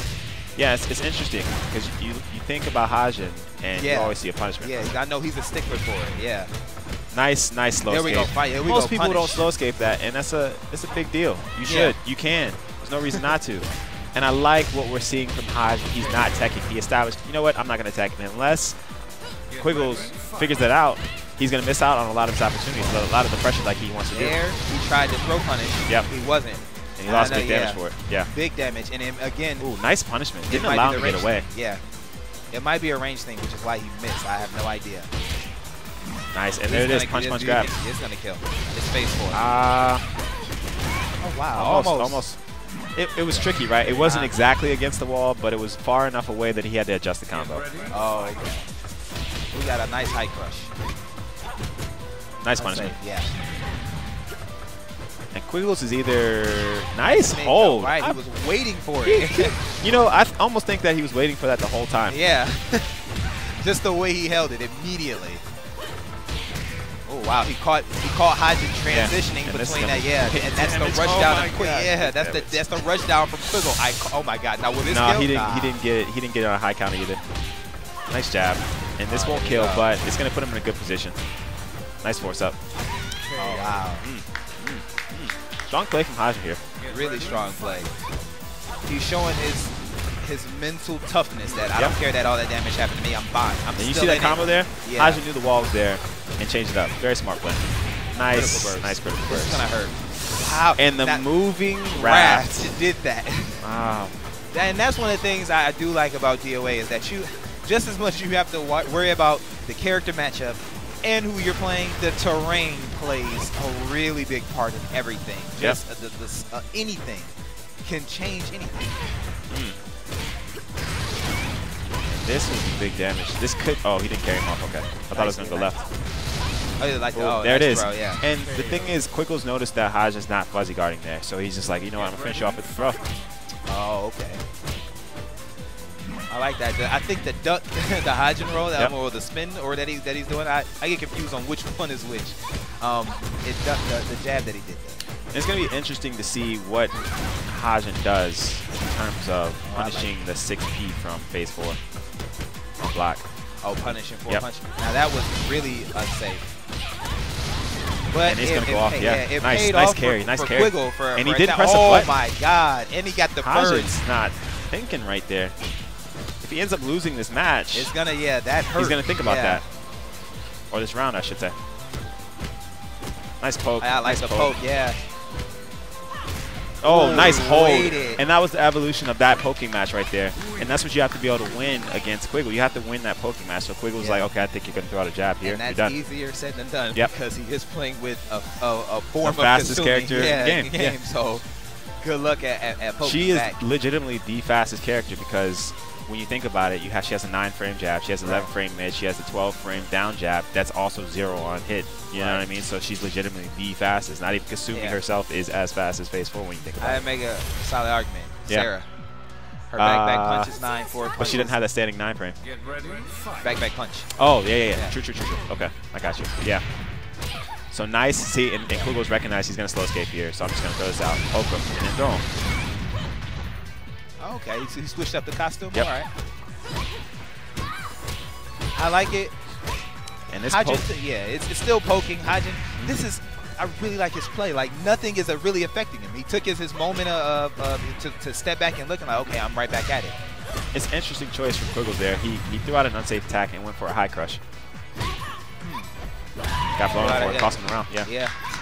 And the thing is, in each of those situations before where an unsafe attack had been thrown out, Hajin had been responding with mid, so I'm not sure if he was just going for a raw read there or. Oh yeah, I don't know. It may have been it because he made a raw read to close out the last match by just holding high after poking. And Hajin, his slow escaping skills are saving his life right now. And a lot of times you don't see that from players just in pressure situations, but in that initial setup from Quiggles there, if he hadn't a slow escape, it was a wrap. He was going to get big damage. Nice, and he's established punch grab. And this is something that I'm noticing about Quiggle. Like we talk about Sonic Fox, having the craziness leashed. Dead character. Quiggle is, we're seeing him play offensively, but he's doing it, changing it up to exactly how Hajin is playing. Yeah. Which is he's being a lot of poking, and he's getting in there, and it's like I'm not seeing phase 4 all over the place as much as I've seen him before. Yeah, he slowed him down. Yeah. And it's the spacing. And again, it plays a lot of as far as what Hajin is going to allow and what he's not going to allow. Interesting right there. Yeah. So previously, Hajin had been throwing out 2 kicks against his Quiggles' brother, right, in the Mary Rose matchup. And then Hajin's like, all right, I'm only going to throw out 1 because I know that you know that this is 2 kicks, and I was doing this before. Nice punishment from Quiggles. Ooh, what a hold. Nice understanding that he's had a little bit of life. That was a really good slow escape. Oh, wow, this just is it. That quick. Wow. But that was a phenomenal slow escape from Hajin there. And that's what I'm saying. Like he's made fantastic slow escaping saves. But that was for a great low hold for Quiggle at the last round there. Ooh, nice. This is gonna hurt. Big damage. Oh, he drops combo, but it's okay. He still got almost half life. Yeah, right. That's crazy.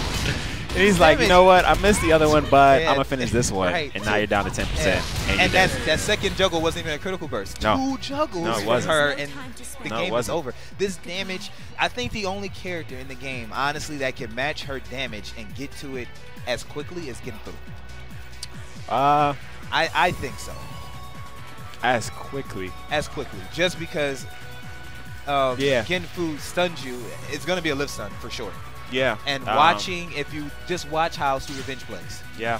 Damage happens. I mean, yeah, fast. I think there's a couple of characters that are in that category, right? So you got like your Hayabusa. He's clearly in that high damage category. I'm talking about getting to it, initiating it fast. They're up there. I'm talking about getting to it fast. You can, you can see Hayabusa get to it, but look at this. This is the new stage. Yeah. Let's talk about this for a second. This is the new downloadable stage. My favorite it's stage. pretty. It's pretty. I like it, right? DOA3. Yep. I like to make a few mentions on the design. I'm looking at it, and I feel like the old version of it looks so much better than its reincarnation. Yeah, it's it's interesting, right? Yeah. And as we say this, Quiggles with the uses stylish a ceiling. combo. It's a ceiling over here, but not a ceiling in the middle Yeah. in the middle of the stage. So he used it. It's Hydra Shinobi wants to get out of here. Yeah. Like now. And I mean, if the walls back there are breakable, so he's not stuck in this area. They just- can easily get out of here. I like what Quiggles is doing. The mix-up between, you know, the teleport punch, the teleport throw. Yeah. Very strong stuff. And catches him not slow skipping, yeah, but she's got I think, ceiling yeah, combos too, so she's absolutely got off something big time right here. Yeah. Can't sleep on Ayane. Not at all. But that's one of the things Nice that good makes punish. Phase 4's her mix-up so crazy. So hear me out. I think it's the best in the game mix-up wise, because her mix-up comes after she hits you, right? Yeah, after she gets the you hit. have to make an immediate guess because there's no animation to read because she's teleporting and immediately doing something. Whereas any other character, Ayane stuns you, it's like, okay, I can see this happening. Phase 4, you don't get that. Nope. So it's crazy that her mix-up is crazy like I that. thought he was going to carry out. Yeah, I did too. Ooh. Look at this damage. Big damage, going to carry him across the world. Wow. That's crazy. And then goes for the recognizing no Will tag. this kill? Nah, when in doubt, it's Phase 4. It's going to kill, right? Why did I ask? I've been You know what I I've been mean? talking about it the entire time. I shouldn't even. I Such should a have great known. character, right? I should have known. Ooh, I like it. I think he's trying to carry him out. Yeah, he's trying to carry him out. Get that extra damage. Half Go life. outside. 1 to Wow. 50. He said no. Yeah. But you know what? As much as stuff, nothing has changed with Hydra. No, it hasn't. Which is it's solid, great play to take nothing from him. And look at the not- mix-up between the teleport. And this is it. Yeah, that's game. That's game, set, match right there. But it was still solid play from Hydra. Nothing changed, which is good because all he does is just make adjustments. Yeah, the things that Hajin didn't do was he didn't stop Quiggles, or at least attempt to stop Quiggles during the mix-up from the 6-6 KK, right? So he either came in with a mid punch or a throw, right? Right. And at no point did we see Hajin try and take the chance to be like, okay, let me press a button here. Let me see. Let me respond other than holding block. You know what I mean? Right. So it let Quiggles just do whatever option he wanted whenever he wanted to. Do you, know? think it was one of those things like, let's go back to the very first match they played where Quiggles was waiting on that mid kick? Do you think it's because of that where it's just like, well... No, I'm talking about Phase 4's 6-6 KK. Oh. So when she teleported after, either it was a mid punch or it was a throw, and Hajin's only response about, attacking the throw or sidestepping the mid punch. I you know get what I what mean? you're saying. Oh, Yeah. you're talking about for that. Okay. Yeah. Yeah, that... And it's a tricky situation because obviously 'cause if it's a you part of her end up mix-up. pressing a button and then Yeah, you you get get- blown up because yeah. you made the wrong choice, but And it's mainly because there's no animation to it. Right. It's like, I poofed. yep. You And know, now like, guess. yeah, it's like... It's actually worse than Hayabusa's, right? You know, because at least Absolutely. Hayabusa has some delay. He goes into a Absolutely, stance. Yeah. Because you like it's poof and it's like Yep. half-life can happen. So here's the thing. We talked about Steady, right? Right. This man's never lost on the West Coast. Right. That includes every match he's had with Hajin. Hajin has come the closest out of Nico himself and I think Requiem, right? I've seen that. At one point, Hajin did beat Steady in the first 3 out of 5, but since it was grand finals, it only just reset the bracket, and then Steady went on to take the entire thing with the entire SoCal regionals. So Hajin has it in him to win 3 out of 5. Right. It's just that we don't know what character Can we're it gonna see be? from Yeah. Steady. Can it be called on at this moment? And then yes, can he execute today, right? And again, it's also going to depend on what character we're going to see from Steady. You know, Right. Yeah. I've watched Steady beat Hajin with Elena. I've watched it happen with Sarah. I've watched it happen with Li Feng. I mean, you just don't know, and that's going to be part of the mind game that Hajin has to deal with. Who am I going to get today? Okay. So And is he going with? Hey, I'm if he still wants to- going. I wanna see it. I'm still going with. They're not at home. Yeah, they're not at home, You right? know, they're not at home right now. It's an away game for Yeah. both. Right. Away game for both players. But we're going to see Li Feng, which I think I don't necessarily agree with the choice. I think Hajin's got a lot of experience against Li Feng. I think Hajin. Oh yeah, this playing matchup, against Requiem. I think this matchup plays in Ayane's favor a little bit. you know, at least in terms of how Hajin plays. Yeah, I think it's even because I know he and Requiem plays, and Requiem is able to beat Ayane with Lei Fang. Did he beat her with Li Fang or did he beat her with Elena? Because when they played last, I've seen him. I've seen Requiem beat Hajin with. I'm almost certain I've seen him beat him with Lei Fang. Yeah. Okay. All right. So.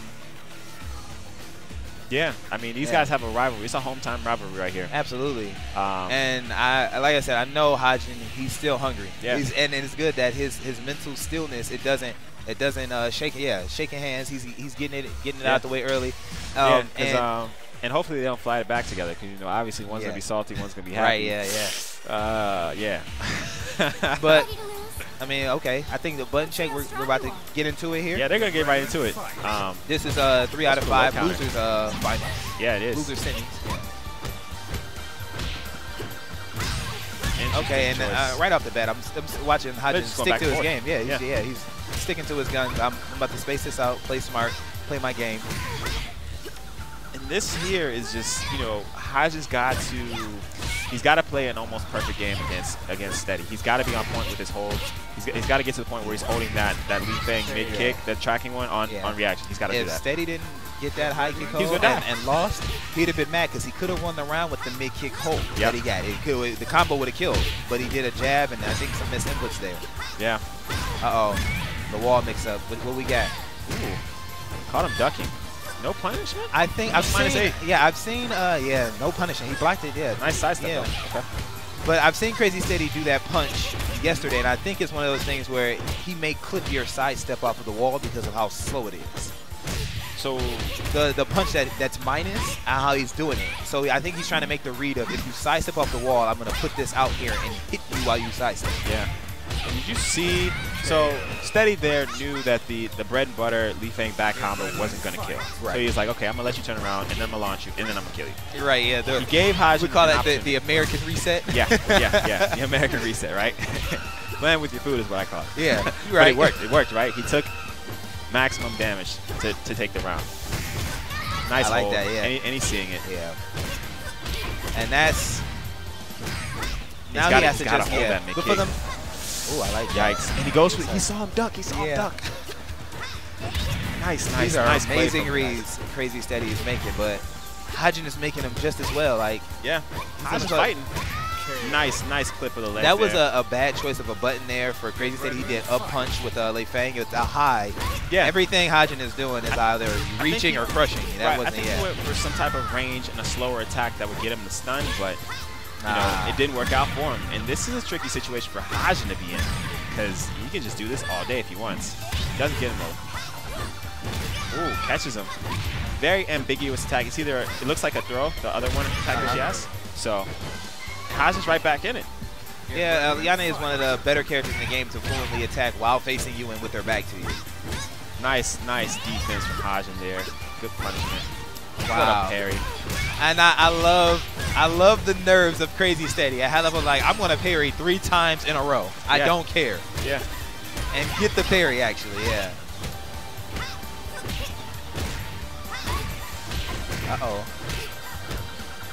Okay, and that's really good slow escaping because I thought when I said I thought a burst was coming, but Crazy Steady slow escaped himself out of that hot water. Ooh. It's an interesting choice of moves that just happened there. It's a lot of poking going on. They're trying to nice punish. Yep. I love it. Let's go. And Steady stayed steady, so he was able to, you know, go punish. Yeah, I think Hajin is like he's laughing at it right now because he probably knows like, yo man, oh look at this. Yeah, so a Lei Fang main is helping out, and it's crazy. I mean, Blood Moon Rising or Black Moon Rising, he's kind of been helping out a lot of the underdogs here. I like that. And Miss Hillis is just running up there. She's like, you know what? I'm going to give you some help, Steady. Yeah, you don't really need it right now because you on the board 1-0, but I'm going to be up here anyways. I like to point out, you call it Black Moon Rising, Blood Moon Rising. I did like 7 times, 8 times yesterday. Yeah. I don't know why I see those. And the letters don't even match. It doesn't, yeah, right? Yeah, but I don't know why, Yeah, maybe I just looked at him. Yeah. I don't know. Interesting. This has been a pretty good set. I mean, both players played well. Steady made basically one move more than Hajin and was able to capitalize and take the game. That's what I'm saying. Like when you, I call it like when you do everything right, and it's just like, yeah, I just made the wrong read. I didn't guess right, but like you just, you know, it was I just made a wrong read. You can never be mad about that. Yeah. And I see Hajin is able to. I know he's hard on himself after tournaments when he loses, but while he's playing, he's fine. He's like, I'm just gonna keep rolling with it. And you see, he closed out that first round. Yeah. Trying to work on the second one. And Hajin has effectively taken away a high jab from Steady, because if you look at this round and the last one, he made at least 3 or 4 high holds that were on point. Yeah. And it really was the game changer. And he can also, and that's supposed to, he mistimed it. He was going for the unholdable. He mistimed Oh, it's an unholdable. Yeah. Wow. She gets an unholdable plus move that guarantees attacks on your block. Oh, wow. It's some good stuff that Steady knows about her. That's crazy. That's crazy that she can do that. Well, I mean, in theory, each character can do it, right, if you just time your charge. But she just has a setup where you can just, you know, charge it up and get it off. No timing. Okay. I see. So most characters can do it, but she has a way of guaranteeing them doing it. Exactly. Okay. Oh, no, Steady. He had a critical burst. Oh, wow. And Steady doesn't care. He's like, I drop combos. I'm still taking rounds. It don't matter. It don't matter. But much like Hajin is able to have the mental stillness and say, okay, I'm good. I just need to tighten up, and I know where I need to be. It's high-level play right here, baby. So, yeah. And Hajin, Crazy Steady can do the same thing. No matter he's down matches, and it's like I'm not changing my game plan. In there right now. I don't know if you like the last 20 seconds. The last 20 seconds of this round were just Hajin being Hajin. Classic Hajin play, getting in his opponent's head, poking at him, no combos, just straight pokes. And that's one of the things you mentioned earlier, where it's like you think like, okay, that doesn't hurt, but 10 plus 10 plus 10. And a 20 and then a 30, like it adds up. That adds up, you know. So you're the player on the receiving end. You look at your health bar. I'm like, man, I just took one. I can go back in there and do it again. In those situations, it's like, what just happened? Yeah. Like, where did my life go? Yeah. So, are we gonna see? Okay, we're most definitely gonna see a character change, and this is right. I say this is classic. Yeah. To Steady. But I like to imagine Quiggle said, "Hey, you better pick somebody. You better see me in finals. I don't want to see Hajin." That's what I like to imagine. I don't want to see him. Okay. But I don't know. Hopefully, it's a little friendly trash talk between the players. Oh, absolutely, man. That's I actually love it. I think it helps the competitive play, just to you know, just to throw jabs in there, you know, to egg somebody on to push you. Yeah, for sure. So he went L&M. Clearly, Steady's well known for this character. Yeah. Hajin's well prepared for this character. I mean, and playing against Requiem, he has experience against both. And Hajin is just, you know, taking advantage of the frame system within DOA for Ayane. Like, he's throwing out moves that are your typical 0 on block. Right. And he's attacking afterwards. And Steady's going for a throw punish, thinking that Hajin's going to, you know, block and respect it. Right. So he's using his knowledge of frame data. Yes. Okay, I got you. Yes. And obviously Steady knows the frames, but Steady's just choosing to try and throw punishment. I mean, it's the evolution of these two playing each other. Yeah, it comes down to, well, you got to make a hard read, just because I see you so much. We know what's going on, like, so I got to make, you know, I got to make a crazy read. So to us, it may be like, man, why'd you do that? But it's like, we do this on a regular, so I have to play this way. And Hajin answers right back. Yep, takes it around. So looking at this, I think this is going to go down to the wire. Nobody seems to be like in full control. Not yet. And rightfully so. Ooh, right, nice duck. Wait, doesn't that low kick doesn't stun? I thought it stunned on normal hit. No, it doesn't stun on normal. Okay. It's the follow-up punch. Oh, the follow-up punch. Okay. Oh, I like it. Nice duck and nice. Right there. Steady's just making the right reads. Yeah, that's what I'm saying. But even still, like, let's look at this round. Like, again, Steady is about to be almost at half life. Yep. And then he just keeps fighting his way back in there. Yeah. So I still have I think this is going to go down. Yep, this is going into the last round. Yeah. Yep. Yeah, so just like I thought, no one's in control, so. Get ready, fight. Ooh, wow. And what an interrupt. Taking him to the wall. What's the setup going to be? Oh, he didn't get it. It didn't tech. I like it. He didn't opt for it. He did a launch. And Crazy Steady, he just took it, yeah. Nice. Oh, I like the side step. And Hajime, caught Hajime trying to press buttons there. Big damage coming up. This isn't going to kill. But what's the mix-up? I like it. Oh, I think he was trying to set up. He was trying to get the interactable. Oh, wow. Hajime, I don't know if he meant to do that. Like, I can't imagine he meant to do that. I know exactly what Hajime was doing, and I love every bit of it. He's smiling. Yep. The entire time, he was trying to free step and position himself to hit that other interactable to close it out. But the way that the attacks were going, it kept just realigning him up to the wall. So he couldn't get it. Yeah, right. But this is...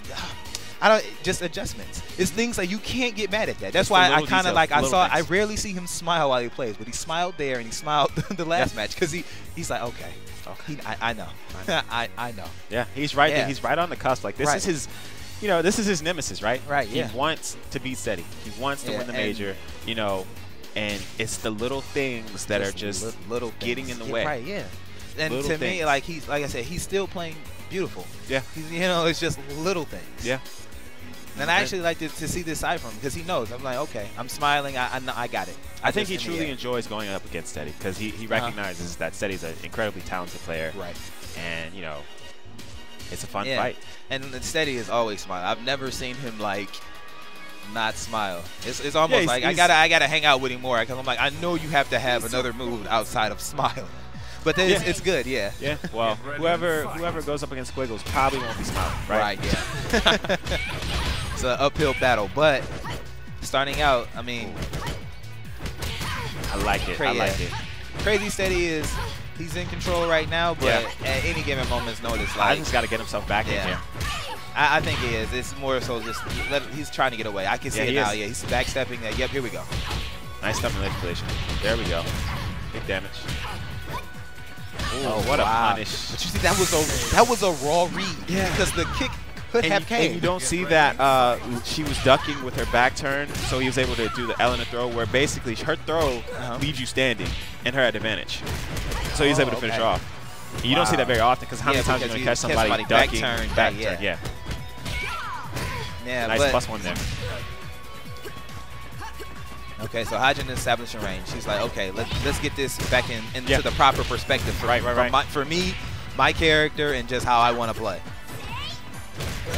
And he needs to do that because, I mean, obviously he needs to get some more momentum back on the side. He needs to establish that, hey, we're going to play this poking game. We're going to play the range game. I know you as Elena can't play the range game. So. And I like it. You see, like, the last hit, he got a little love tap at the ankle, and he immediately went back full screen. Like, he probably did, like, maybe 4 or 5 nice crush. And he takes it around. Yeah. And that's what Hajime has to do. Yeah.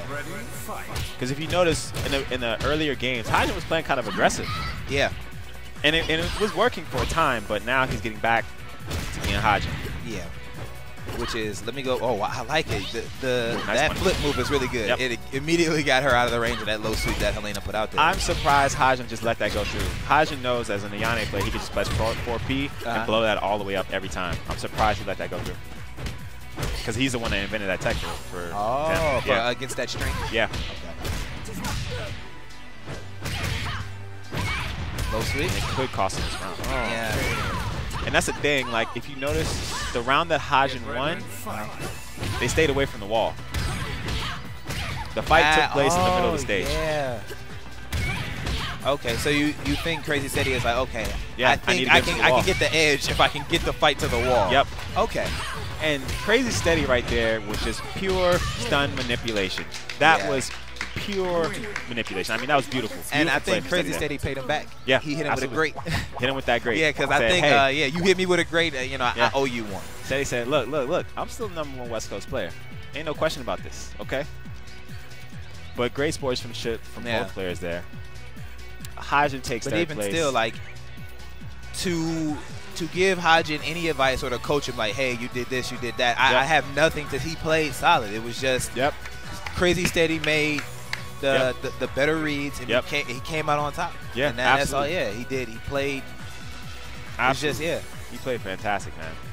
This has been a great series. All the players that were in the pools today, all the players that were in top 8, but to this day, other than Excalibur Blades, Steady has been the absolute closest to taking down Quiggles. Okay. Because obviously Excalibur Blades is taking down Quiggles altogether. But Steady... It's the second closest to do it. Second closest. Absolutely. So, well, I can't say that. So Quiggles has lost before, right? So he lost to E-Man, but it's that usually when... You're talking about the consistency of it. Consistency, exactly. Right, yeah. I got you.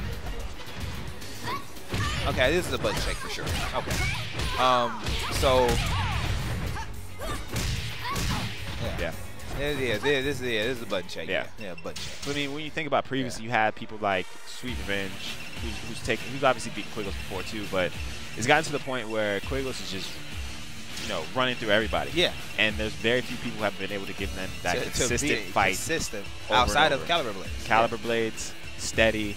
Sometimes you can book E-Man as well, but it's mostly been Caliber Blades that is just like, I'm here. Consistently do it, yeah. The original, Caliber Blades won the very first DOA major. He stayed consistent throughout the DOA5's lifetime. Like, it's just been really phenomenal. What I want to know is, but Crazy Steady is in the grand finals. Seeing Quiggles for a reason. Fantastic play. So hold on a second. Yeah. Did we just see Tina versus Rachel? Yeah. I think we did. Okay. Man, it's about to. It should be for a long Interesting time. choices from both. We're about to be here for a while, just because. A lot. Well, I don't know, because this match can go fast, so we may not be here for a while. Yeah, I mean, just because a lot of damage is about to happen. On this stage, these rounds are going to be 20 seconds tops. Yeah. Like, this is going to be nuts. Doesn't tech. Interesting. And he does it again. Do it again. Please do. Yeah, thank you. I respect it. Yeah, do it again. Do it again. Until they respect it, keep doing it. There you go. Look at this. Like, look at that. I like the choice. Ooh. Okay. Tina's out in her racer outfit. Rachel just got out the club or something. Right, yeah. Off work. And they're randomly in a wrestling ring. Yeah. They both ended up at a wrestling ring, right? What a day. Look at the damage. Look at the damage. And both characters have such a high damage output. It could be like, okay, I just got hit by that. Wait, half my life bar is gone. Like, what happened?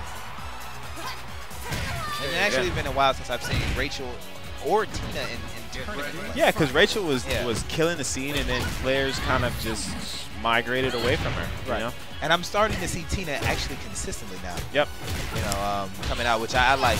I think Tina was one of those characters that, hadn't been looked at very closely, similar to like your Elliots of the world. And then people started really paying attention. And good game. Tina works. Tina's a Tina works.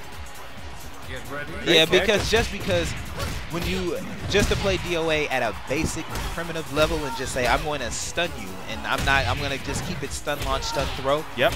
She's excellent, because if you hold, I'm going to kill you. Yeah. Big damage. And that fear will cause you to think differently. Yeah. Innately. Yeah. Just like Crazy Steady, he's up 2 rounds. Yeah. And he's done it from throws. Like, they hurt really bad. Yikes. This is going down to the last. This is what I'm talking about, that consistency. These guys are going down to the last round of the first game already. Force tech, plus frames, don't hit a button. Now he went for it, looked like an offensive hold there. What do you think he was trying to do? Catch him trying to do a crush move? Possibly. But it didn't work out for him. Sent him to the wall. Said he's got to get some damage on the board. And that's a move that I don't see Crazy Steady use often. That I like. Yeah, I like Nashman. He pokes with it extremely well. Yeah, well, I mean, one of the patches changed it, right? Because originally, if you poked with it, it'd be a counter hit, regardless if it was on normal or counter. Oh, okay. And then when the patches changed it, so I think Tina players have kind of shied away from using it. But Nashman, I think other Tina players are still using it. We just don't see Steady use it as much. Okay. Yeah, we don't see it as much. Oh. I think we're going to a character select. Character select. I was like, did somebody's controller just fail? Yeah. We're saying a character select, and let's see which is fair. A Jan Lee? Steady is experimenting here. That's all I can really say, because I'd like to see Steady just rock it with Jackie, but hey, we'll see. We'll see what he's got.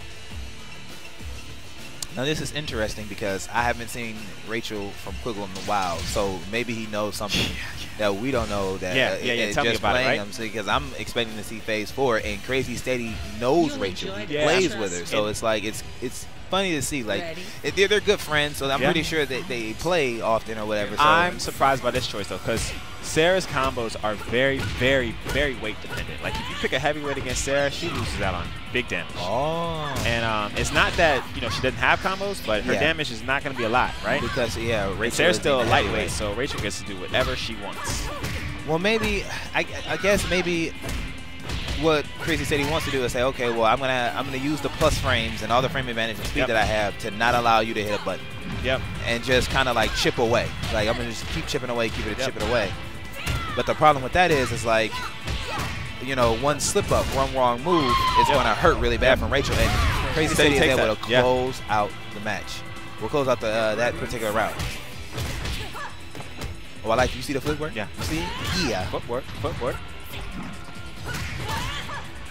Nice hold.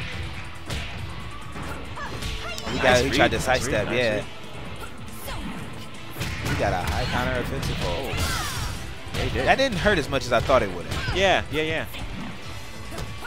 We got blocks. Yeah, that 11 frame mid punch is going to come in big handy. Oh, I like that. He did that. I think that's a power bow punch. Yeah, it was. He just kind of threw it out there. Yeah, it worked. It hit. Get ready. Caught him pressing buttons there. I like that. He's starting the match off with a crush move. Yep. Nice critical burst. Look at this damage. And that's what I like from Quiggles is he's one of those guys who chooses the right moment to use a critical burst. Okay. Okay, I see. So he manages it well. Yeah, he manages his usage very well. Throw didn't do a lot of damage. Yeah, that's one of Sarah's weaknesses. Her throws just not a good enough damage. Didn't hurt her. Oh, I like that. The read at the start of the fight. That's a big read. Yeah, and I like the read because you actually saw Rachel move and then he immediately responded with it. Yep. That's twice he's ate that throw raw. So I think Crazy Steady maybe respecting him too much on wake up, and Quiggle knows that. So I expect Crazy Steady to hit a button because I know Crazy Steady does not. That's one of his pet peeves. He doesn't like to be thrown. Yeah. So I think Quiggle should be aware of that because he's done that to him twice. The next time he may eat a flurry of buttons. Yeah, it does. It kills. Okay. Yeah, just enough damage to kill her. And Crazy Steady was able to get him one. So it looks like Steady's choice of character was the right choice. We're going to see Quiggles go character select. And this is so difficult Phase 4. coming out of the loser side because the winner literally gets to cycle through so many characters and kind of be like, well, I'm just going to pick characters to counterplay you. Yep. And I'm going to put you into a rabbit hole of when you win, now you're stuck with this character. Yep. Now I got so many more matches to counterplay what you're doing. Yep. So maybe that was a strategy for Quiggle. Say, okay, I'm going to pick Rachel, and I'm going to force you to play one of these VF characters, and now I'm about to get busy. And we don't know. I mean, Steady could have been on to something. Maybe he was looking for that Phase 4 Tina matchup or Phase 4, I mean not Phase 4, but Christy Tina matchup. We don't know. I like the footwork. You saw the footwork slid her over the body. Absolutely. Let's go. And that should have worked for Steady there. Look at the damage. Yeah, that's wow, 65%. That's crazy. Nice sidestep. Oh, he drops it. Interesting. Okay. Yeah, he could have did something a little more. He probably could have closed it out there, but if it cost him the round, then it wasn't. Yeah, but he takes it. Doesn't matter. It's Phase 4. When in doubt, jab.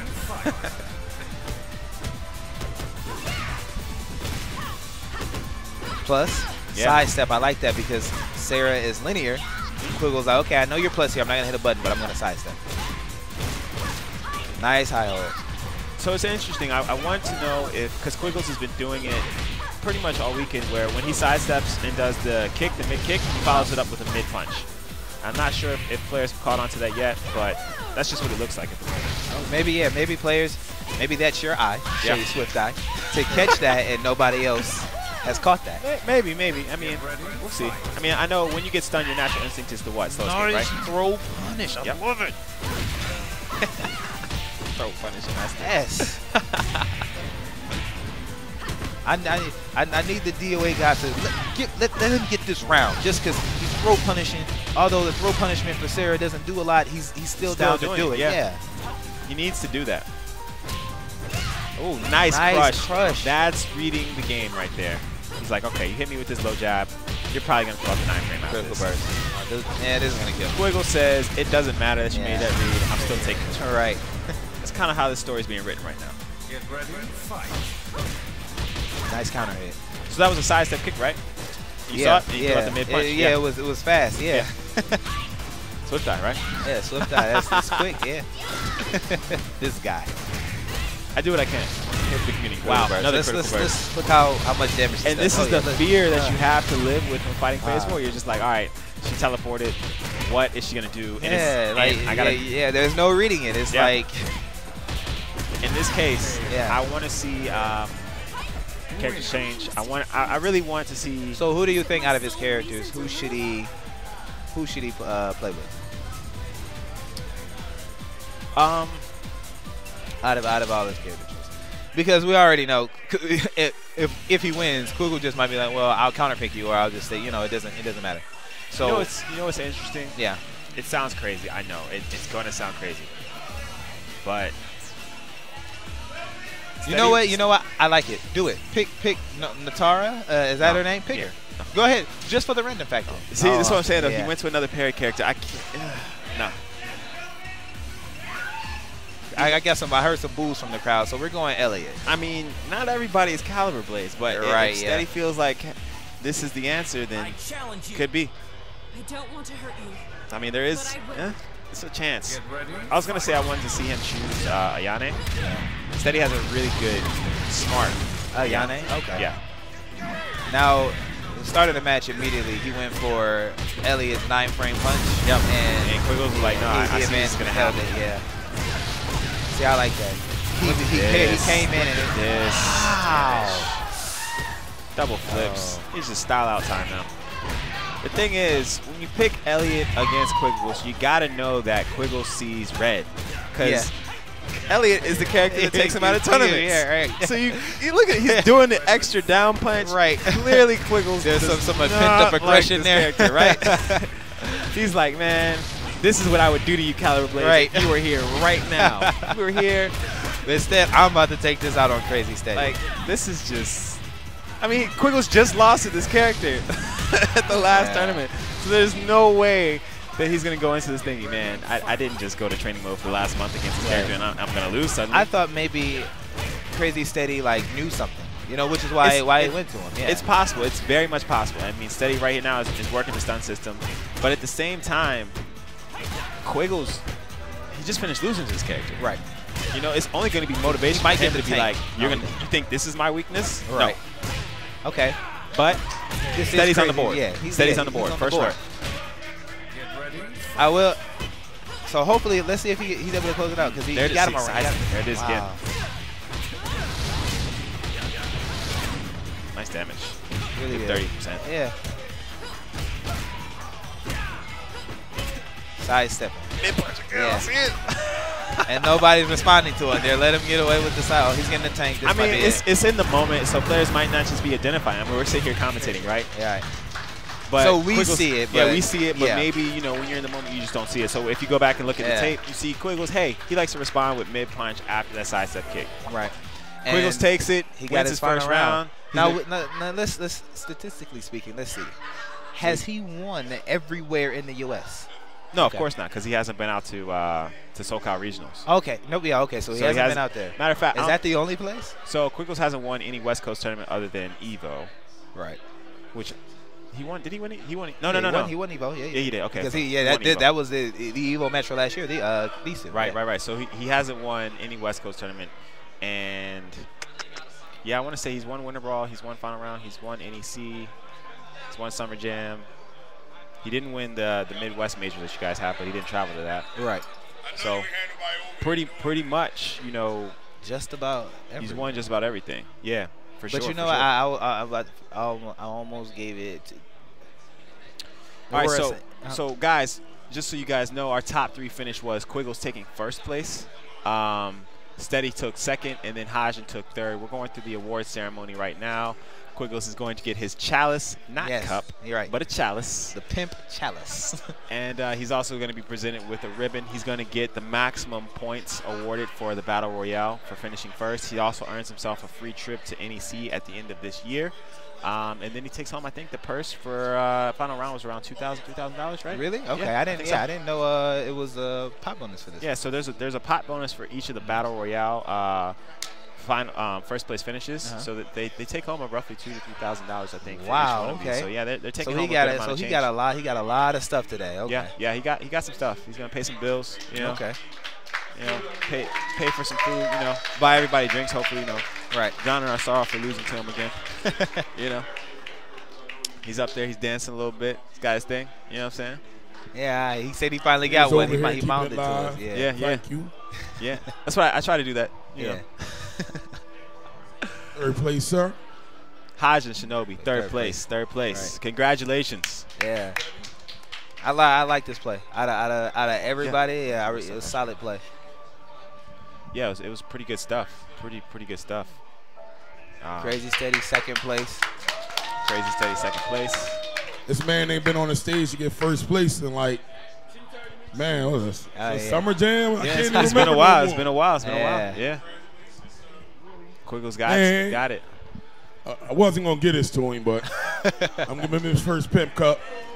Oh, man. So East Coast held it down for you. Give it up for the top three, guys. Did it need to be said? I mean, did we really think the East Coast was going to lose? Hey, man. West Coast is in second for and third. It down. That's fine. Mike here. Man, Bracket Man, at the top end of the day, man, everything. At the end of the day. They didn't close it out. And I'd like to give it up for Tom Lee.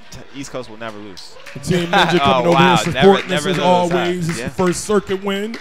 And if you guys on the Congratulations, stream sir. can't hear, And we'll give a shout out, a special shout out for starting Tom. off right. Okay. So I hope to see everybody at all the DOA events.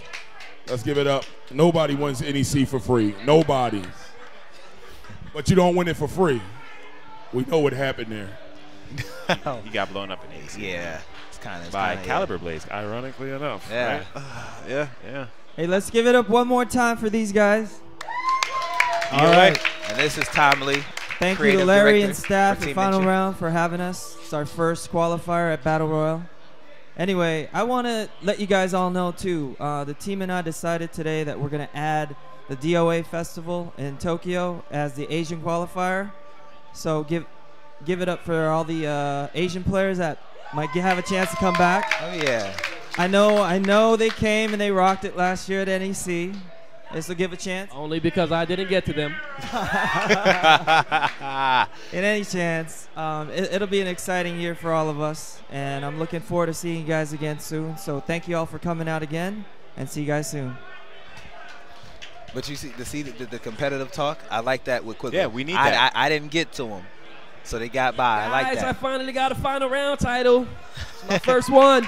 First one. Words. Hand the mic away. Marvel vs. Capcom 3 is next. Coming up next. And thanks for watching. For everybody that was on the stream, chatting away. This is F3 Lucky Loops and my co-commentator here. Yep, this is Shay Swift Eye. If you enjoyed the stream, give us some feedback. You know, yeah. We'll see shout you guys out, at the shout next out to event. Spooky. Although it was a little technical difficulties, he's a professional. He was able to snap back real quick. He's from New York, man. Yeah, they always man. keep it down. They quick with it. Yeah, I for like us. that. Yeah, good stuff. They keep it down. All right, guys, this is Spooky, and once again, Marvel 3 is coming up next. Hang tight while we get the bracket and get the console switch for you.